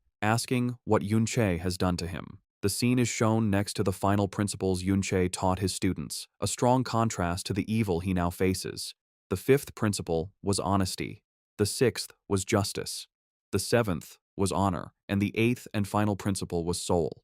The huge, shadowy creature summoned by Yunche attacks, causing a volley of dark blue energy swords to shoot up from the ground and rain down upon the city. Its target, Ding Yan, lies lifeless on the ground, his time of terror brought to a quick and brutal end. Standing on a bridge looking over the horrible scene, Yunche looks down at the bodies of citizens stuck on spikes. He thinks of his former student, Lan Qian, thinking with bitterness on how he had not only ignored every principle he was taught, but had also betrayed both him and Qiao Ben in the past. His sadness turns to pure rage as he thinks about the evil that Lan Qian has let his own family commit, and he silently screams the painful question of why it all happened. A voice cuts through his thoughts, asking, "Why what?" The shadowy, armored figure of Ding Kun, who is Lan Qian, suddenly appears behind him. Before Yunche can react, Ding Kun delivers a powerful punch to his back, mockingly commenting on how much fun he seems to be having in his secret place. The force of the punch sends Yunche crashing into the castle walls, causing a huge explosion of rock and dust. Buried in the rubble, Yunche immediately begins to heal himself, casting a series of basic heal spells as he checks his new powerful equipment. He is now wearing the spider pearl necklace, the distant roar robe, the nether serpent's pants, the nether cave belt, and the nether cave pottery boots, all while his blade of trickery continues to power up his attack. Bloodied but determined, he pulls himself from the wreckage, his mind still filled with the question for his old student. Lan Qian. Why? The shadowy figure of his former student, now fully identified by the system as the level 71 S-class berserker, Lan Qian, also known as Ding Kun, walks towards him through the destruction. Instead of facing him directly, Yunche uses a new plan, throwing a volley of shiny mirror-like shards toward his enemy. Ding Kun easily blocks the objects, confused by what they are and asking if they are mirrors. The shards are a distraction, and Yunche uses them as portals, appearing instantly behind his former student. With his enemy caught off guard, Yunche brings his glowing purple sword down in a powerful strike, his voice filled with the pain and rage of a decades-old betrayal as he screams the question that has been bothering him. Why did you betray us? The strong blow from Yunche's surprise attack shattered a piece of Ding Kun's armor. Ding Kun, touching his damaged helmet, grinned and noted that for someone to break his armor, their speed and attack power must be unusually high. Yunche's eyes glowed with an intense purple light, filled with rage and pain. Clenching his fist, he screamed Lan Qian's name, confirming it was his former student. He desperately asked why he chose to betray them years ago. Unimpressed, Lan Qian questioned the word betrayal as he summoned a huge, pixelated greatsword. He thought to himself that this intruder knew his old name and was also using the name Yunche. He wrongly assumed Yunche was an assassin sent by an old enemy. With a wild grin, Lan Qian charged forward, unleashing a powerful swing with his sword that sent a wave of red energy across the area. After Yunche dodged the attack, Lan Qian appeared behind him, mockingly asking if he was trying to impersonate his old master, calling it a bad joke. Ignoring the taunt, Yunche struck again, screaming his question about the betrayal once more, but Lan Qian easily blocked the attack. With a look of pure disgust, Lan Qian dismissed him, saying he was just a tool and that talking was useless. He immediately countered with a powerful swing of his own. The force of their weapons clashing shattered the ground, creating a large crater and forcing both fighters to jump back. As the dust settled, the undead spirit of Qiaowen appeared at Yunche's side. With a grim look, Yunche challenged his old student, asking what he planned to do about their other friend. Filled with rage, the ghost of Qiaowen charged forward, roaring Lan Qian's name. Lan Qian looked on in shock at the ghostly form of his old friend. In a flash, he appeared before Qiaowen's spirit, grabbing him by the neck. With a furious roar, he smashed the spirit's head into the ground, demanding to know how he was still alive. As Lan Qian raised his fist to strike again, Qiaowen's spirit summoned a golden barrier to protect itself, but Lan Qian shattered it with a single, powerful punch. As the barrier broke, Lan Qian realized the truth. He understood his former friend was now an undead spirit. He noted that while Qiaowen was revived, he didn't seem to have much intelligence.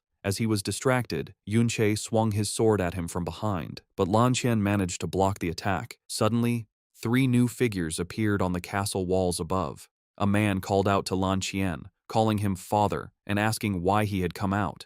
The 3 men, all level 60, said they could have easily handled the intruder themselves. Annoyed, Lan Qian told them to get lost. Yunche summoned his own help, calling the undead spirits of Nanxi and Dingge to fight with Qiaowen, ordering them to keep the 3 men busy. Lan Qian's eyes widened in shock as he recognized one of the new spirits, asking if it was his 3rd nephew. He looked closely at the undead Dingge and confirmed that his nephew was indeed dead. He muttered, "My blood relative," a moment of sadness on his face. However, his sadness quickly turned into a sinister, evil grin. Looking at Yunche with new interest, he said that he was starting to find him interesting. He charged forward again, noting Yunche's ability to revive another person as an undead. As Yunche barely dodged a swipe from his former student's claws, Lan Qian stood over him, his form growing more monstrous and his eyes glowing with a mad light. He called Yunche master, desperately pleading with him to prove that he was who he said he was. With a look of pure insanity, he screamed that Yunche must be his beloved master. Bloodied but determined, Yunche looked at him with cold fury. He thought back to the person Lan Qian used to be, someone who would help others even when he was a suffering prisoner.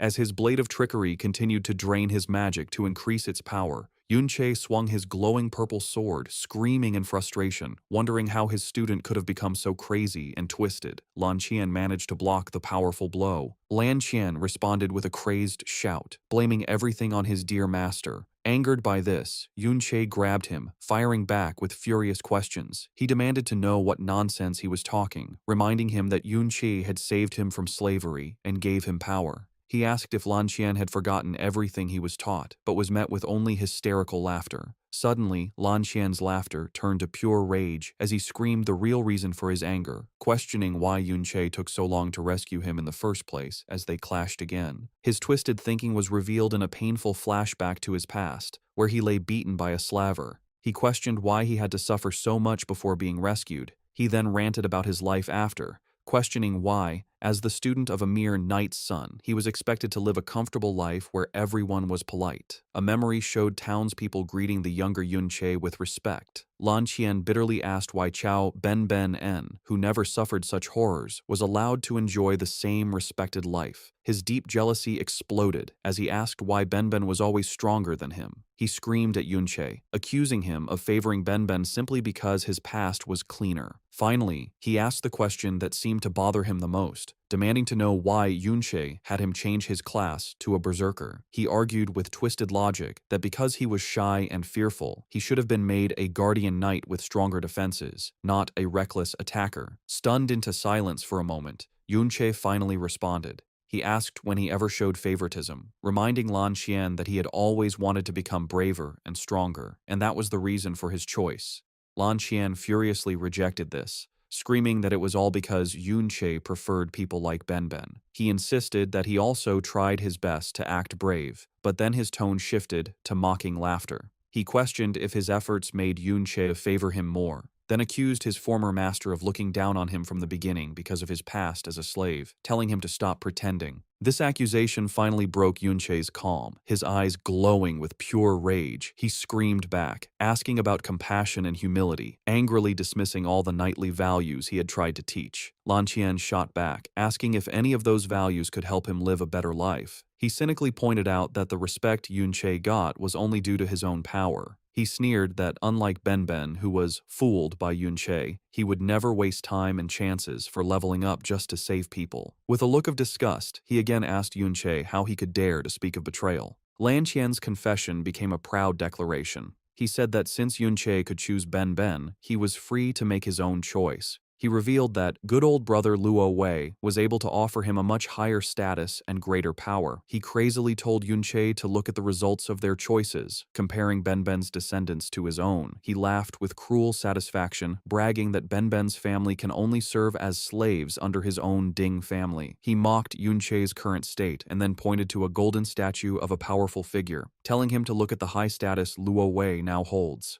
As Yunche stood silently, his body crackling with a huge purple aura, Lan Qian delivered his final, taunting question, asking him who he thinks made the right choice in the end. The immense purple energy around Yunche surged violently. His blood-streaked face twisted into a mask of pure fury as he finally snapped, screaming at Lan Qian and calling him a heartless, ungrateful bastard. Fueled by his rage, Yunche leaped into the air and threw a volley of glowing mirror shards at his former student. He then unleashed a blindingly fast and complex attack, teleporting between the shards to strike from multiple angles at once. A storm of purple energy slashes overwhelmed Lan Qian, who desperately tried to fight off the attack. The force was too much, and Lan Qian's strong armor began to crack and shatter under the continuous blows, breaking apart completely. After the devastating attack, Yunche landed, looking down at his hand. He spoke with cold, final judgment, agreeing with his former student on one thing: he truly cannot compare to Qiao Ben. With a look of complete disgust, he delivered his final, crushing insult, declaring that Lan Qian isn't even worthy of being compared to one of Ben's toes. Lying defeated on the ground in his shattered armor,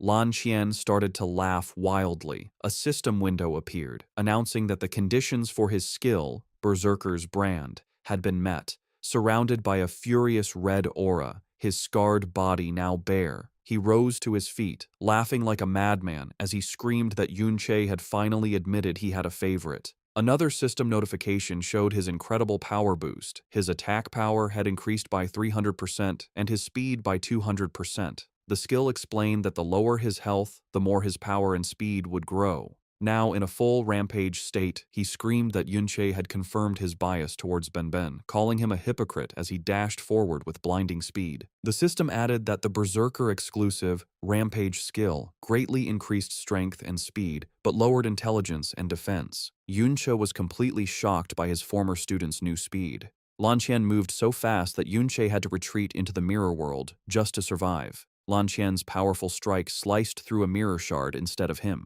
The force of the missed attack was so great that it cut a massive trench through the battlefield, slicing the castle itself in half. As Yunche reappeared from another shard in the rubble, Lan Qian correctly figured out that he was using the mirrors to teleport and dodge his attacks. To counter this, he activated another Berserker skill, Furious Blood Rain, mocking Yunche for being helpless without his tricks. A storm of sharp, blood-red projectiles rained down from the sky, shattering the ground. Lan Qian challenged him to a direct fight, sarcastically reminding him that knights were supposed to be brave. Caught in the downpour, Yunche began to take constant damage. Meanwhile, Lan Qian walked through his own damaging aura, while he also took small amounts of damage. Each hit activated his Berserker's brand, continuously increasing his attack power and speed even more. Convinced he was right, he sneered that Yunche only preached about virtue when he was safe, calling him a spoiled noble who had never truly suffered and therefore understood nothing. He charged forward once more, screaming that someone who had never felt his pain had no right to talk about compassion.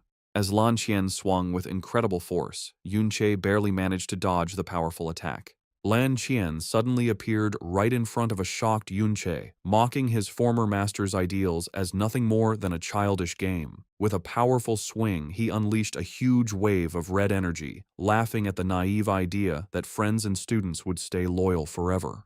The brutal attack hit, and the force of the blow shattered the ground beneath them. Forced to his knees and trapped in the damaging aura of the furious blood rain, Yunche could only take the continuous hits as his health dropped. Lan Qian laughed at his pathetic state, taunting him about how weak he was without his mirrors. With his magic almost gone, Yunche had to drink a healing potion, barely managing to counter the constant damage he was taking. Lan Qian slowly moved closer, gloating that even if he did not attack, Yunchi could only struggle to survive the damage from the blood rain. Seizing a moment, Yunchi lunged forward in a desperate counterattack, but Lan Qian easily blocked it, saying that his master had not been so fragile in the past. With a cruel sneer, he declared that this was the price of being naive, and that Yunche should thank him for the lesson. In a swift move, Yunche summoned a small, ghostly dagger and tried to stab him up close. However, Lan Qian easily caught the blade, continuing his twisted lecture by saying that only by being betrayed could one truly grow up.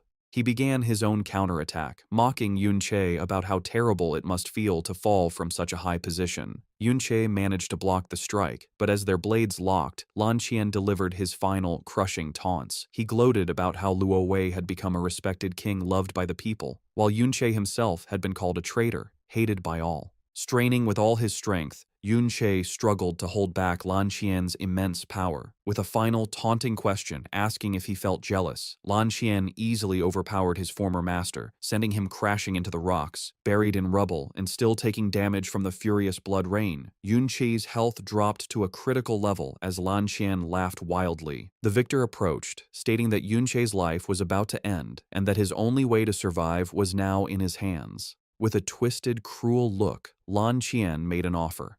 If Yunche admitted that he was wrong and got on his knees to beg for forgiveness, he might be allowed to live as his pet. However, this offer had one key condition: he must reveal the secret of how he could bring the dead back to life. In the darkness, seemingly beaten, Yunche quietly admitted, "I was wrong." As he spoke, he summoned a new pair of daggers, the ghostly daggers. He clarified his statement, declaring that his mistake had been saving Lan Qian from the slavers all those years ago. As a powerful golden aura began to surge around him, he continued, stating that his second mistake had been trusting heartless people like him. Suddenly, a system message flashed, announcing that Yunche had leveled up. Lan Qian looked on in shock, realizing that his opponent's status had been fully restored. Yunche continued listing his past mistakes. He had been wrong to believe that he could win people over by setting a good example, and wrong to think that good people could not turn evil. All this time, his undead minions had been continuously farming experience for him inside the mirror world, providing the final push he needed to level up. With his health and mana now full at level 46, he stated his next mistake had been strictly following the Knight's Code. He activated a series of powerful buffing skills from the new daggers, including Aura of Swiftness and Evil Possession. His appearance changed dramatically. His hair turned a ghostly white, and he was covered in a powerful ghostly blue aura as his attack power soared. He declared that virtues were not needed to deal with scum like them. With a new look of cold, ruthless determination, he concluded that all that was needed was to eliminate them by any means necessary. Now fully powered up, Yunche charged forward, his new ghostly daggers crackling with energy, and met Lan Qian head-on. The two engaged in a fierce, high-speed battle, their attacks clashing in a blinding storm of blue and red energy that tore across the ruined landscape. Lan Qian laughed wildly, thrilled by the fight, screaming that this was how it should be. However, after easily blocking one of Yunche's strikes, he began to mock his former master. He had thought Yunche had learned a new dual-wielding class, but he now saw that he was just awkwardly holding two daggers. He scolded him, saying that using an unfamiliar fighting style in a real battle was suicide, and that Yunche seemed to have forgotten the lessons he had once taught him. As a memory of his own past suffering flashed in his mind, Lan Qian swung, but Yunche vanished before the blow could land. Lan Qian was left confused by his opponent's sudden disappearance, but only for a moment. Yunche instantly reappeared behind him and drove a dagger deep into his back, causing him to spit up blood. Enraged and in pain, Lan Qian spun around to counterattack, but Yunche vanished again. He screamed in frustration, demanding to know how it was possible when all his mirrors were shattered. Frantically searching, his eyes landed on a pool of his own blood on the ground. He saw a reflection and realized the horrifying truth. Yunche did not need mirrors, but could use any reflective surface, even blood, to teleport. Furious at being tricked, Lan Qian unleashed a powerful ability, causing tendrils of blood to erupt from the ground and cover the entire area. He admitted that Yun Che had found a loophole, but declared that this new move would leave him with nowhere left to run. Activating his ultimate skill, Blood Frenzy, he confidently stated that now there was nothing left for his master to use for reflection. Just as he finished his boast, a shadowy blade pierced straight through his chest from behind. He turned in utter disbelief to see the ghostly form of his other former friend, the undead Chao En, standing right behind him. He weakly questioned when he had gotten there and how they could have performed a sneak attack. Across the battlefield, Yun Che, now back to his original appearance, calmly recalled his undead minions. He stated that there was no need to follow the knight's code when dealing with someone like him. The battle was over. Surrounded by the ghostly flames of his undead army, Yun Che stood over the fallen body of Lan Qian. With a look of absolute, cold hatred, he delivered his final sentence, declaring that he only wanted one thing, for Lan Qian to die.